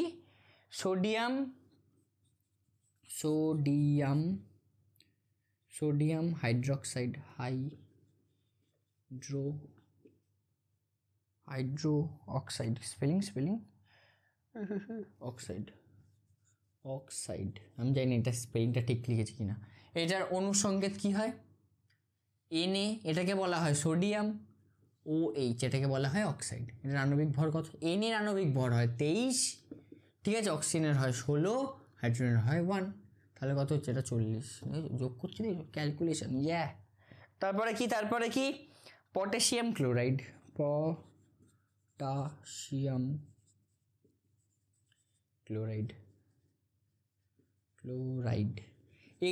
এইটা কিন্তু কেউ ডিমোটিভেট হয়ে যাবে না যে দাদা এত নাম লিখিয়ে দিল, আমি কি করে পারবো, হ্যাঁ মুখস্থ করতে পারবো না, এত কিচ্ছু ভাবার দরকার নেই। এখন তোমাদের যখন কোশ্চেন থাকে এগুলোর নাম দিয়ে দেয়, মাঝে মাঝে রিয়াকশান দিয়ে দেয়, তারপরে এই পারমাণবিক ভরও অনেক সময় বলে দেয়, কিন্তু মাঝে যদি সেফটির জন্য আমি এগুলো লিখিয়ে দিচ্ছি, অনেক সময় দেয় না, তখন একটু দেখে নেবে। আর তোমাদের কালকে তো মাধ্যমিক পরীক্ষা দিতে যাচ্ছ না, কালকে কি মাধ্যমিক পরীক্ষা আছে না, তো কি আস্তে আস্তে কি করতে হবে, এটা মনে থেকে যাবে, অঙ্ক করতে এটা গিয়ে মনে থেকে যাবে, ঠিক আছে। এবার কি পটাশিয়াম ক্লোরাইড, তাহলে পটাশিয়াম মানে কি, এটা কে দিয়ে তো ডিনোট করা হয়, ক্লোরাইড মানে Cl। এবার পটাশিয়ামের আণবিক ভর কত হয়, আমি নিজেই ভুলে গেছি, সাব্বাস। পটাশিয়ামের আণবিক ভর হয় 39, কত হয় 39 যোগ সিএল এর হয় হচ্ছে গিয়ে 35.5, 35.5। বোঝা গেছে, বোঝা গেছে। এবার এইগুলো আমি মুছছি, তোমরা কিন্তু খাতায় লিখবে, খাতায় কিন্তু লিখবে অবশ্যই। এবার কি, এবার কি, নাইট্রিক অ্যাসিড বলেছি, পটাশিয়াম ক্লোরাইড বলেছি, ম্যাগনেসিয়াম ক্লোরাইড। এবার কি ম্যাগনেসিয়াম ক্লোরাইড কি, উফ কালি করছে না ঢং।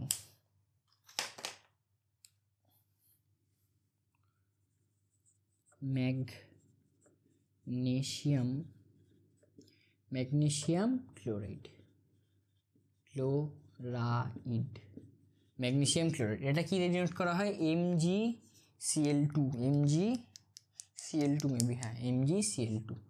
এবার এমজির পারমাণবিক ভর কত হয় 24, প্লাস সিএল এর কত হয় 35.5, গুণ কত আছে, কটা সিএল আছে, দুটো। এবার যোগ করে নেবে, ঠিক আছে, এবার যোগ করে নেবে। এবার ধরো আমি একটু কালিটা একটু না ভরে নিই, কালিটা পড়ছেই না। ম্যাগনেসিয়াম ক্লোরাইড হলো। আবার কি, এবার কি, এবার কি hydrogen, hydrogen, hydrogen sulphide, hydrogen sulphide, sulphide. এটার কি হবে, এটার হবে হচ্ছে গিয়ে H2S, H2S। তাহলে কত হচ্ছে 1 গুণ 2 যোগ সালফাইডের হয় এটা কি বলে সালফারের হয় হচ্ছে গিয়ে 32। ঠিক ঠিক হলো। কটা হলো, কটা হয়েছে দেখি, 1 2 3 4 5 6 7 8, 8টা হয়েছে, 9 10, 10টা হয়েছে, ঠিক আছে, 10টা হয়েছে। আর কটা দেবো দেখছি, আর কটা দেওয়া যায়, আর কি, আর কি। এবার আর দুটো তিনটে দিচ্ছি, ক্যালসিয়াম কার্বনেট বা চুনা পাথর। অনেক জায়গায় তোমাদের থাকবে যে চুনা পাথরের মিশ্রণ ব্যবহার করেছি, এটাকে কি বলা হয়, ক্যালসিয়াম, ক্যালসিয়াম তালিবর্ষ, ক্যালসিয়াম কার্বনেট, ক্যালসিয়াম কার্বনেট বা চুনা পাথর, বা চুনা পাথর, পাথর, ঠিক আছে। এটার কি হয় সংকেত, এটার সংকেত হয় CaCO3, CaCO3।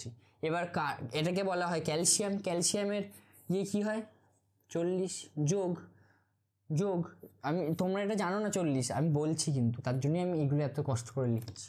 যোগ কার্বনের হয় হচ্ছে গিয়ে 12, যোগ অক্সিজেনের হয় হচ্ছে 16, গুণ 3, গুণ 3। বোঝা গেছে, বোঝা গেছে, ক্যালসিয়াম কার্বনেট হলো। এবার হচ্ছে কি অ্যামোনিয়াম নাইট্রাইড। এই নামগুলো একটু কঠিন, ঠিক আছে, তার জন্য আমি একটু লিখিয়ে দিচ্ছি, যাতে না তোমরা যখন প্রথমবার দেখবে কোশ্চেনে তখন না তোমরা জানো না হতভাগ হয়ে যাও। এবার কি অ্যামোনিয়াম, অ্যামোনিয়াম, অ্যামোনিয়াম নাইট্রাইড। ভাই সাহেব এই নিচেরগুলো মুছে দিচ্ছি, হ্যাঁ মুছছি, হ্যাঁ।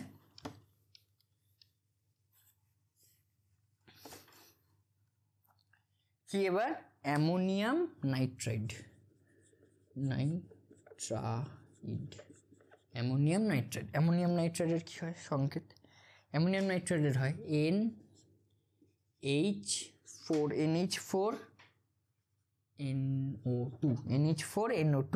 তাহলে কত হচ্ছে এখানে, এখানে হচ্ছে 14 গুণ, দেখো 14 গুণ, দুটো নাইট্রোজেন আছে তাই 2, প্লাস অক্সিজেন 16 গুণ 2, প্লাস 1 গুণ 4, কারণ হাইড্রোজেন 4টে আছে, ঠিক।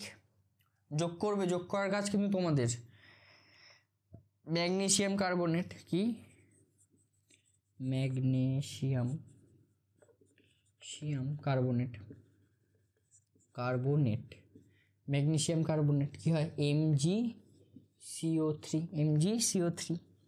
তাহলে এটা Mg এর কত হয় 24, তারপরে এটা 12, আর এখানে 16 গুণ 3। করবে করবে করবে করবে। জিঙ্ক সালফাইড, তারপর কি ভাই সব কালি পড়ছে না,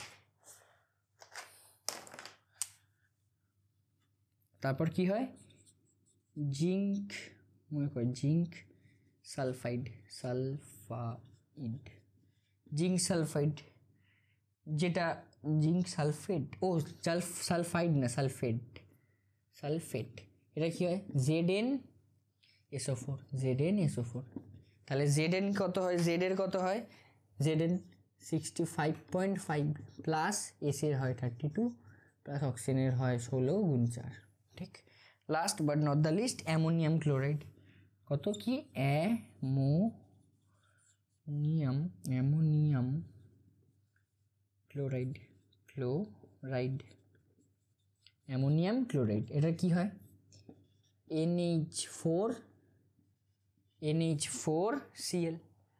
NH4Cl তাহলে নাইট্রোজেনের কত হয় 14 প্লাস হাইড্রোজেনের হয় 1 গুণ 4 প্লাস 35.5। এবার তোমরা যোগ করো বসে বসে। বোঝা গেছে? হ্যাঁ, এই নামগুলো বোঝা গেছে? বোঝার তো কিছু নেই, নাম এগুলো সবার। ঠিক, এই হচ্ছে কথা। তাহলে এইগুলো তোমরা খাতায় লেখো, লিখে ঠিকে তোমাদের কি কাজ, এগুলো মনে রাখবে না, মানে একবার তোমরা একটু রিডিংটা একবার পড়ে রাখবে, মনে রাখার কিন্তু অত চাপ নেবে না। কালকের ক্লাসে এরকম না যে তো কালকে মুখস্থ করে আসতে হবে, মনে রাখার অত চাপ নেবে না।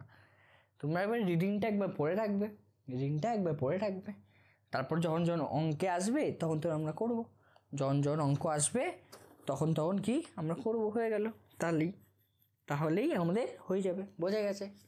তো চলো এবার 2-3টে অঙ্ক করবো, ঠিক আছে? অঙ্ক করার আগে আমি 2-3টে কথা বলে দিচ্ছি, ঠিক আছে? যেগুলো আমি আগের দিন গ্যাসের আচরণে বলেছিলাম, তাও একবার বলে দিচ্ছি এখানে। কি আমরা জানি যে এসটিপি যাকে বলা হয় স্ট্যান্ডার্ড টেম্পারেচার অ্যান্ড প্রেশার, বা বাংলায় বলা হয় প্রমাণ চাপে ও উষ্ণতাতে, প্রমাণ উষ্ণতা চাপে, এরকম কিছু একটা বলা হয়, ঠিক আছে? বাংলায় এসটিপি, যেটাকে ইংলিশে বলা হয়, বা এনটিপিতে। তোমরা যদি এসটিপি এনটিপি তোমাদের যদি থাকে তাহলে দুটোই সেম, ঠিক আছে? এখন তোমাদের জন্য সেখানে কি হবে, সেখানে 1 মোল গ্যাসের 1 মোল কোনো গ্যাসের 1 মোল কোনো গ্যাসের অণুর সংখ্যা কত? অণুর সংখ্যা কত হয় 6.022 ইন্টু 10⁻23। ঠিক, অণুর সংখ্যা কত হয় 6.022 ইন্টু 10⁻23।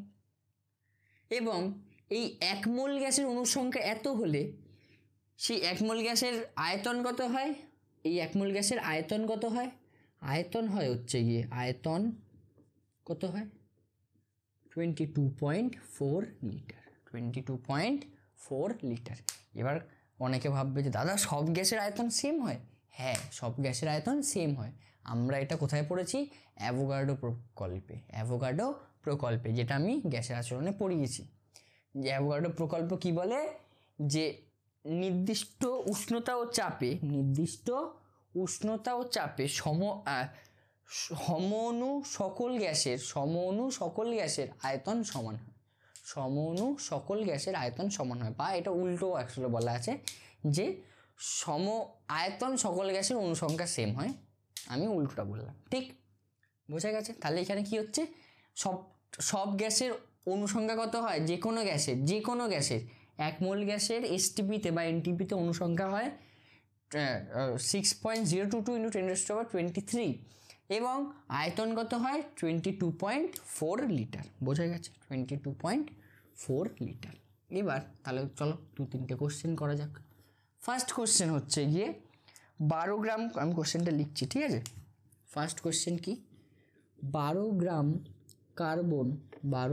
কার্বন দহনে উৎপন্ন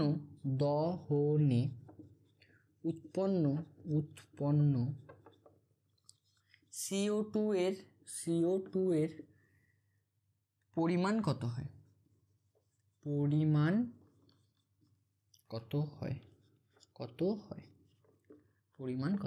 ঠিক, তাহলে কি আছে এখানে দেখো, তোমাদের একটা কথা আমি বলতে মেবি ভুলে গেছি, সেটা হচ্ছে কি, ধরো যে এটা কোনো একটা রিয়াকশন, এটা কি বলা হয়, রিয়াকশন বা বিক্রিয়া।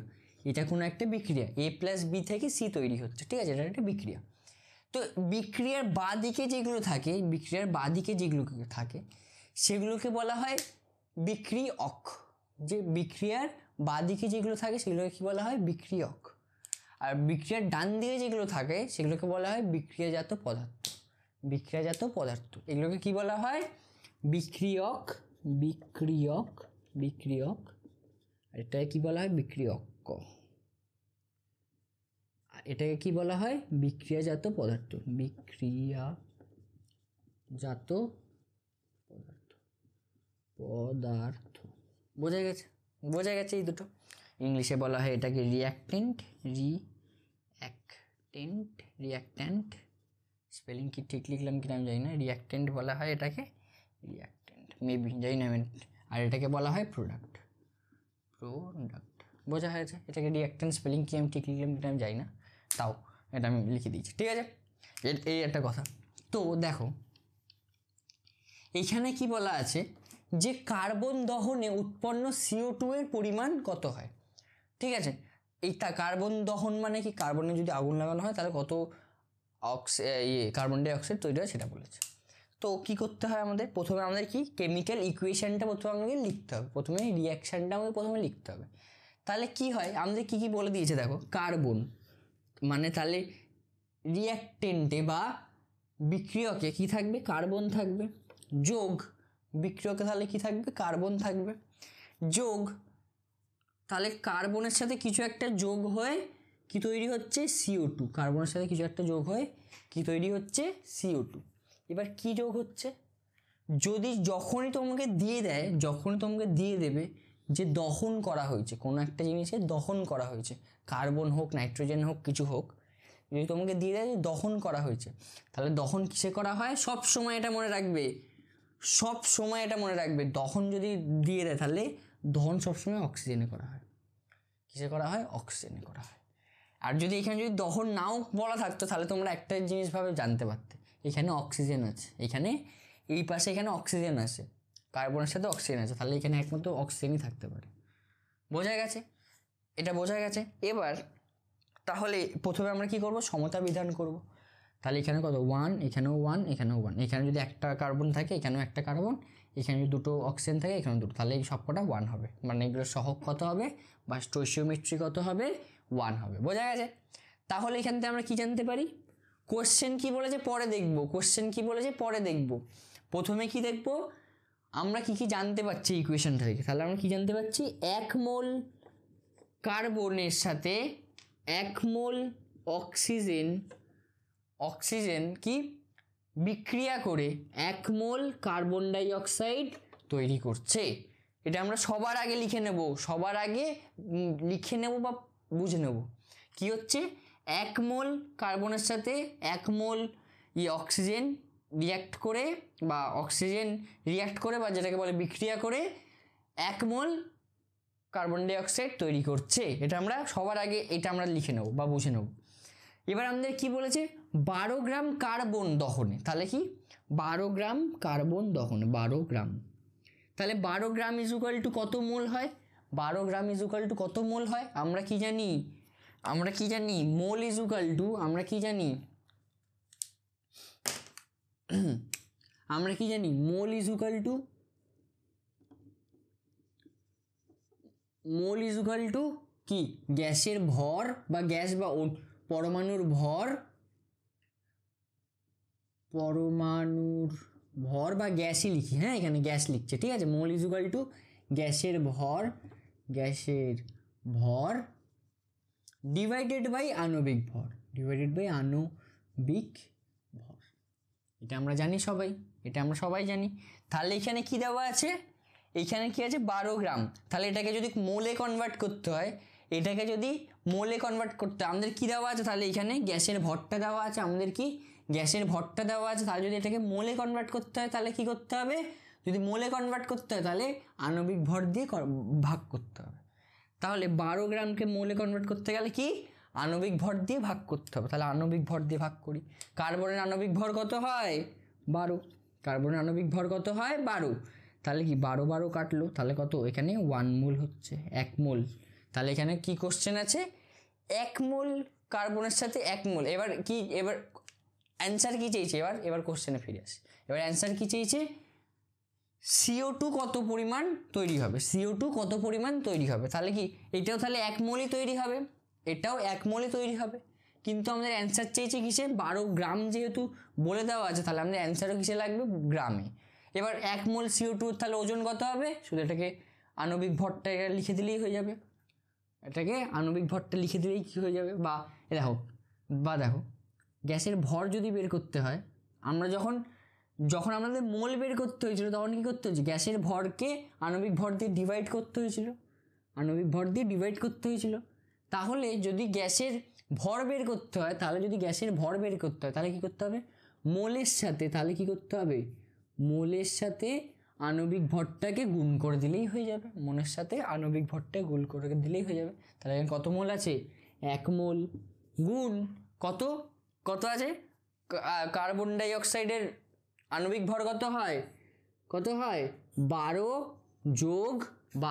যোগ অক্সিজেনের হয় হচ্ছে কি 16 গুণ 2, তাহলে ইজুকাল টু কত হচ্ছে 1 গুণ 16 গুণ 2 কত হয় 32 যোগ 12 কত হয় 32 যোগ 12 হয় 44, 32 যোগ 12 হয় 44, তাহলে কত গ্রাম তৈরি হচ্ছে 44 গ্রাম, তাহলে কত হচ্ছে 44 গ্রাম কার্বন ডাই অক্সাইড তৈরি হচ্ছে। এটাই আমাদের অ্যান্সার। বোঝা গেছে? হ্যাঁ, সোজা কোশ্চেন ছিল এটা।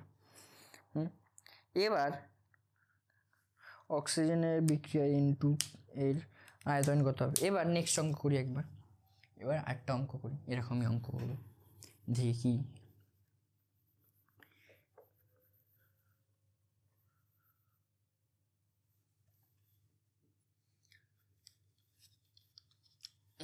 ভাই সাহেব প্রথমে একটুখানি বেশি কথাবার্তা বলে দিয়েছি, ঠিক আছে? তোমরা ভেবো না যে দাদা পাগল হয়ে গেছে। ফ্রাস্ট্রেশন হয়ে যায় মাঝে মাঝে, জানো তো, যে কী করছি আমরা এখানে, কিছুই হচ্ছে না, শুধু ধর্ম নিয়ে শুধু লাফালাফি করছি। আমার তোমাদেরকে একটা বলার সাজেশন আছে, একটা বলতে পারি একটা কথা, যে প্লিজ তোমরা কেউ নিজের ধর্ম নিজের কাছে রাখবে, ঠিক আছে? তোমার ধর্মের বা যারা ওই বলে না খুব হিন্দু ধর্মকে আমাদের বাঁচাতে হবে বা মুসলিম ধর্মকে আমাদের বাঁচাতে হবে, ধর্মের যারা ঠেকেদার হয়, তোমাদেরকে ধর্মকে বাঁচাতে হবে না, কারণ যারা যদি ঠাকুর যদি থাকে, ও নিজেকে রক্ষা করতে পারে, ও অতটা উইক না যে আমরা কিছু বলে দিলে ও ভেঙে যাবে বা শেষ হয়ে যাবে, তাই তো? ও অতটা উইক নয়, তাই তোমাদেরকে ধর্মের রক্ষা করতে হবে না, তোমরা নিজেদের কাজটা করো, বুঝতে পারছো? ওপরে যে বসে আছে সে প্রচুর বেশি পাওয়ারফুল, তার যদি মনে হয় তার ধর্ম ক্ষতি হচ্ছে, সে কিছু না কিছুভাবে ধর্মটা ঠিক করে দেবে। তাই তোমরা ধর্মের ঠেকেদার যারা, তাদেরকে এই কথাটা বলে দেবে। আর তোমরা প্লিজ তোমরা এখন কারণ পড়াশোনা শিখছো, প্লিজ এই ধর্ম নিয়ে লাফালাফি করো না বেশি। নিজের ধর্ম ঠিক আছে, তোমার ধর্ম খুব ভালো ধর্ম, নিজের ধর্মকেও খুব ভালো মনে করবে, অন্যের ধর্ম সেরকম, তোমার কাছে যেরকম তোমার ধর্ম ভালো, অন্যের কাছে অন্যের ধর্মও ভালো, অন্যের ধর্মকে যেরকম ক্ষতি করবে না বা অন্য ধর্ম নিয়ে যেরকম কোনো কটাক্ষ করবে না, সেরকম নিজের ধর্মকে কেউ যেন কটাক্ষ যদি করে, মানে যদি যেরকম কথাটা হচ্ছে কি, যদি তোমার ধর্ম নিয়ে কেউ যদি কটাক্ষ করে তখন তোমার খুব খারাপ লাগবে, সেরকমই তুমিও অন্যের ধর্ম নিয়ে কটাক্ষ করবে না, বোঝা গেছে? এই হচ্ছে কথা। মানে আর এইসব করতে তো পলিটিশিয়ানরা কী করে জানো তো, পলিটিশিয়ানরা এটাই করে, আমাদেরকে শুধু ওই ডিভাইড অ্যান্ড রুল, যেটা 100 বছর আগে 100 বছর না, ওই কত বছর হয়েছে 47, ছাড় অঙ্ক, মানে প্রায় 23 বছর কম, মানে 77 বছর আগে, 77 বছর আগে যেরকম আমাদের ইংরেজরা 77 কি 100-200 বছর আগে যেরকম আমাদের ডিভাইড অ্যান্ড রুল খেলে গেছিলো, এখনকার পলিটিশিয়ানরা সেই ডিভাইড অ্যান্ড রুল খেলে আমাদের মধ্যে, ঠিক আছে? আমাদের মধ্যে ডিভাইড অ্যান্ড রুল খেলে, আর আমরা তার জন্য ওকে ভোট দিই। পলিটিশিয়ানরা বলে যে আমি তোমাদের ধর্ম বাঁচাবো, এই ধর্ম বাঁচাবো, এই করবো সেই করবো, আর আমরা তাদের ভোট দিয়ে চলে আসি।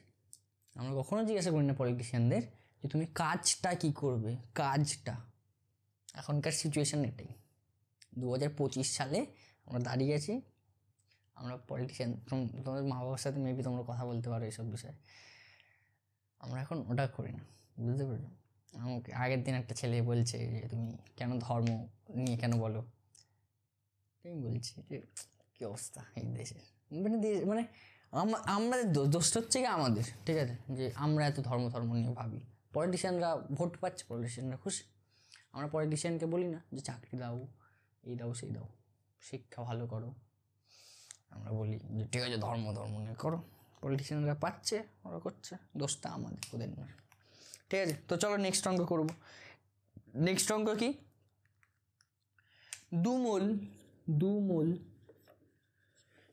দুমোল এনও এর সাথে অক্সিজেনের বিক্রিয়ায়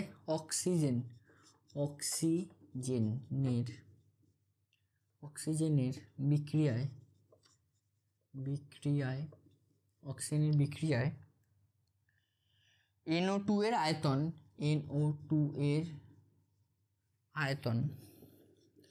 আয়তন নির্ণয় করো।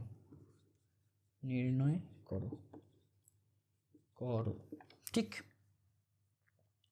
প্রথমে আমরা তাহলে কি করব, দেখো আমি যেরকম বললাম না, মোল যেটা হয় কি বললাম আমি, 1 মোল। এবার দেখো কিসে বলেছে, এনটিপিতে, কোথায় ছিল, এসটিপিতে, কি বলেছে, এসটিপিতে এটা বলা আছে, ঠিক আছে, ব্যাকেটে। তার মানে কি, আমরা কি জানি, এসটিপিতে 1 মোল কোনো গ্যাসের আয়তন কত হয়, 22.4 লিটার। তাহলে এখানে এবার যত মোল বেরোবে সেটাকে আমরা 22.4 দিয়ে গুণ করে দেবো, তাহলেই আমরা অ্যান্সার বেরিয়ে যাবে। ঠিক, বোঝা গেছে? তাহলে প্রথমে আমরা রিয়াকশানটা লিখে, দেখো রিয়াকশানটা পুরো বলেই দিয়েছে, কি বলেছে, NO এর সাথে NO দাঁড়া একটু ভালো করে লিখছি, NO এর সাথে কার, অক্সিজেনের বিক্রিয়ায়, অক্সিজেন নিশ্চয়ই জানো, কি NO2 তৈরি হচ্ছে, NO2 তৈরি হচ্ছে। ঠিক, তাহলে কি প্রথমে রিয়াকশন লেখার পর প্রথমে কি করব, সমতা বিধান করব বা ব্যালেন্সিং করব। সমতা বিধান কত ভালো ভাষা। দেখো এইখানে কটা অক্সিজেন আছে, একটা, দুটো, তিনটে। এখানে কটা আছে, দুটো। তাহলে আমরা কি করতে পারি দাদা, দেখো এইটাকে যদি আমরা 2 দিয়ে গুণ করে দিই, এইগুলো তোমাদের একটু মাথা খাটাতে হবে, ঠিক আছে, যে কি করলে হতে পারে এইসব। এটা প্র্যাকটিস করতে এটা খুব সোজা, প্র্যাকটিস করতে গেলে হয়ে যাবে। দেখো এইখানটা যদি আমরা 2 দিয়ে যদি গুণ করে দিই, আর এখানেও যদি 2 দিয়ে গুণ করে দিই, তাহলে দেখো কি হচ্ছে, এটাকে 2 দিয়ে গুণ করলাম, এটাকেও 2 দিয়ে গুণ করলাম, তাহলে কি হবে, দেখো দুটো N হলো, এখানেও দুটো N, এইখানে দুটো অক্সিজেন প্লাস দুটো অক্সিজেন, 4টে অক্সিজেন, এখানেও দুটো গুণ দুটো ইকুয়াল টু 4টে অক্সিজেন। বোঝা গেছে? ঠিক আছে, আমি ব্যালেন্স করলাম কীরকম। তাহলে প্রথমে আমি কি বলেছি, প্রথমে আমরা দেখব কী হচ্ছে। তাহলে এখানে কি হচ্ছে, 2 মোল NOর সাথে 1 মোল, এটার সহগ কত, 1 মোল অক্সিজেন বিক্রিয়া করে 2 মোল NO2 তৈরি করছে, ঠিক। তাহলে 2 মোল NO2 তৈরি করছে। এবার আমরা কোশ্চেন দেখব। কি বলছে কোশ্চেন, 2 মোল NO এর সাথে অক্সিজেন বিক্রিয়ায় NO2 এর আয়তন নির্ণয় করো। তাহলে এখানে কি, 2 মোলের সাথে অক্সিজেন কত, অক্সিজেনের বিক্রিয়ায় NO2 এর আয়তন, তাহলে এখানে 2 মোল NOর সাথে 2 মোলই NO2 তৈরি হচ্ছে, 2 মোল NOর সাথে 2 মোল NO2 তৈরি হচ্ছে, তাই তো, এটা তো কথা। তাহলে এখানে আয়তন কত, তাহলে এখানে যেটা আছে সেটা আমাদের দেওয়াই আছে, এখানে করে নিচ্ছি আমরা। তাহলে এখানে 2 মোলের কত হচ্ছে, তাহলে 2 মোলের আয়তন কত হচ্ছে, তাহলে 1 মোলের আয়তন যেহেতু 22.4 লিটার হয়, তাহলে 2 মোলের আয়তন কত হবে, 2 গুণ 22.4 লিটার। তাহলে এখানে কত হচ্ছে, এটাকে 2 দিয়ে গুণ করলে 44.8 লিটার। বোঝা গেছে? তাহলে অ্যান্সার কত হবে, 44.4 লিটার। এবার যদি দিত এখানে, এবার তোমাদের দিত, এটা তো সোজা ছিল, এবার যদি তোমাদের দিত যে 2 মোলের অক্সিজেনের সাথে, এবার যদি তোমাদের দিত যে 1 মোলের সাথে, তাহলে কত হবে, 1 মোল NOর সাথে, এটা তো হয়েছে, ঠিক আছে, যদি তোমাদের দিত যে 1 মোল NOর সাথে অক্সিজেনের বিক্রিয়ায় NO2 এর আয়তন নির্ণয় করো, ঠিক আছে, কিন্তু আমাদের তো এটা বেরিয়েছে 2, 1, 2, এবার আমরা কী করবো, এখানে 1 মোল বলেছে, এটাকে এখানে 1 মোল বলেছে। দেখো দেখো এবার আমরা কি করছি, এখানে আমরা পুরো ঐকিক নিয়ম না লাগাবো, অক্সিজেনটাকে ভুলে যাও, যেই দুটোর কথা হচ্ছে এখানে সেই দুটোর কথা লিখবো। কি লিখবো, যদি 2 মোল লিখবো হচ্ছে যে, দাঁড়াও অন্য কালি ইউজ করি, লিখবো যে যদি 2 মোল NO এর সাথে NO এর সাথে 2 মোল বিক্রিয়া করে, NO এর সাথে বিক্রিয়া করে, 2 মোল NO এর সাথে বিক্রিয়া করে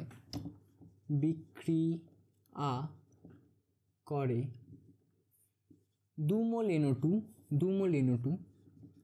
তাহলে 1 মোলের সাথে কত করবে, ঐকিক নিয়ম, সেই ছোটোবেলায় ঐকিক নিয়ম পড়েছি, ঐকিক নিয়মের ইস্তেমাল বা ইউজ বা ব্যবহার প্রচুর জায়গায়, প্রচুর, পুরো তোমাদের সায়েন্স পুরো ঐকিক নিয়ম করতে চলে যাবে।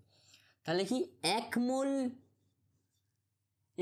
NOর সাথে বিক্রিয়া করে কত, 2 divided by 2 equal to 1 mole NO2 বোঝা গেছে। তাহলে এবার কি 1 মোল NO2, তাহলে কি 1 মোল, তাহলে এবার আমরা কি জানি 1 মোলের কত হয়, 1 মোলের আয়তন কত হয়, 22.4, কত হয় 22.4 লিটার, তাহলে সেটাই অ্যান্সার হয়ে যেত। বোঝা গেছে। সেরকমই যদি তোমাদের দিত এখানে 4 মোল, কত দিত, 4 মোল NO এর সাথে অক্সিজেনের বিক্রিয়ায় NO এর আয়তন নির্ণয় করো, ঠিক আছে। তাহলে কি সেম ঐকিক নিয়ম, দেখো কি হচ্ছে, তাহলে যদি 2 মোল NO এর সাথে বিক্রিয়া করে 2 মোল NO2, তাহলে 1 মোলের সাথে বিক্রিয়া করে 1 মোল NO2, তাহলে 4 মোলের সাথে বিক্রিয়া করবে, সুতরাং 4 মোলের সাথে বিক্রিয়া করবে কত, 1 গুণ 4 ইজুকাল টু 4 মোল, পুরো ঐকিক নিয়ম। তাহলে কত মোল বিক্রিয়া করবে, 4 মোল NO2 বিক্রিয়া করবে।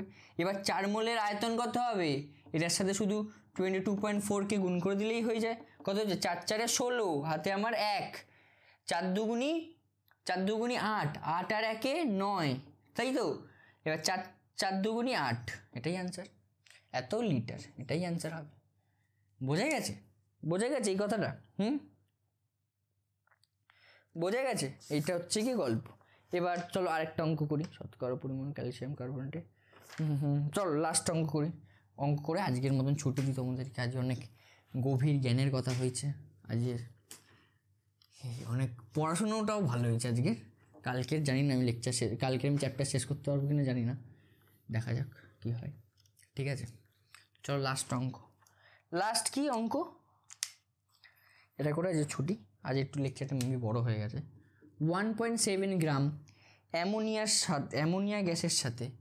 অ্যামোনিয়া গ্যাস বা NH3 গ্যাসের সাথে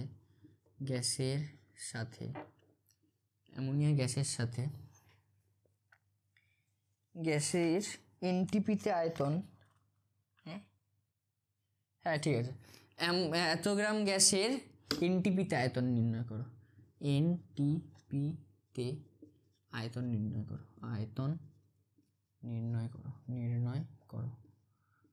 করো, দেখো আমি কি বলেছি, এনটিপি আর এসটিপি তোমাদের জন্য সেম, ঠিক আছে। তো আমরা কি এনটিপির সাথে কার সম্পর্ক আমরা জানি, এনটিপির সাথে, এনটিপি বলছি কেন, কি গ্যাসের আয়তনের সাথে কার সম্পর্ক জানি, এনটিপি বলেছে। এনটিপিতে আমরা 1 মোল গ্যাসের আয়তন কত জানি, 22.4, তাহলে এটাকে আমরা গ্রামে আছে, এটাকে আমরা কিসে কনভার্ট করব, মোলে কনভার্ট করব। কিসে কনভার্ট করব, মোলে কনভার্ট করার জন্য এটাকে আণবিক ভর জানতে হবে। NH3 আণবিক ভর কত হয়, 14 + 3 × 1 ইজুকাল টু 17 গ্রাম, আণবিক ভর কত হয়, 17, ঠিক আছে। সুতরাং মোল সংখ্যা ইজুকাল টু কত হচ্ছে, given mass divided by molar mass, বা বাংলায় বললে যত গ্যাসের ভর ডিভাইডেড বাই আণবিক ভর।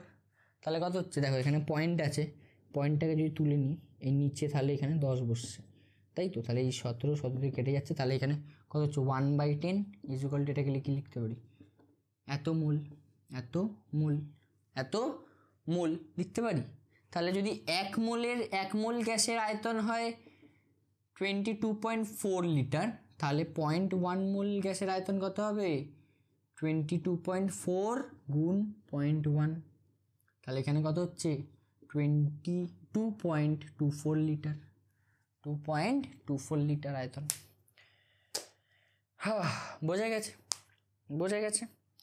এই ছিল গল্প আজকের কাজ। ঠিক আছে, তোমরা লেখো, এগুলো লিখে নাও। আর কালকের কি করব, কালকেরই এইসব রিয়াকশান নিয়ে আরও কথাবার্তা। তারপরে আজকে আমি একটু বেশি কথাবার্তা বলে দিয়েছি বলে, কী বলুন না, একটু বেশি কথাবার্তা বলে দিয়েছি বলে দুটো টপিক পড়াতে পারলাম, যেটা হচ্ছে গ্যাসের ঘনত্ব, কি প্রমাণ ঘনত্ব, আর কি বাষ্প ঘনত্ব, এই দুটো পড়াতে পারলাম না। কালকে এই দুটো পড়াবো, পড়ি। কালকে শুধু কোশ্চেন করবো, কোশ্চেন করিয়ে কালকে জানি না চ্যাপ্টার শেষ করে দিতে পারবো, মেবি আশা করছি। ঠিক আছে, তো ততদিনের জন্য ধন্যবাদ, এতক্ষণ ধরে আমার বক শোনার জন্য অসংখ্য। ঠিক আছে, তোমাদেরকে যে কথাবার্তা বলেছি সেগুলো একটু মাথায় রাখবে। পড়াশুনো তো করবেই, তার সাথে সাথে পড়াশুনো তো দেখো, ওই একটা গল্পের কথা আছে না, যে আমি তো আমার কাজটা ভালো করি, তারপর মাঝে মাঝে ঠিক আছে ভাগ্য খারাপ থাকতেই পারে, প্রসেস, ফলো দ্য প্রসেস। ঠিক আছে, ওটাই কাজ। আমি এরপরেও আমি ভালো করে খাটবো।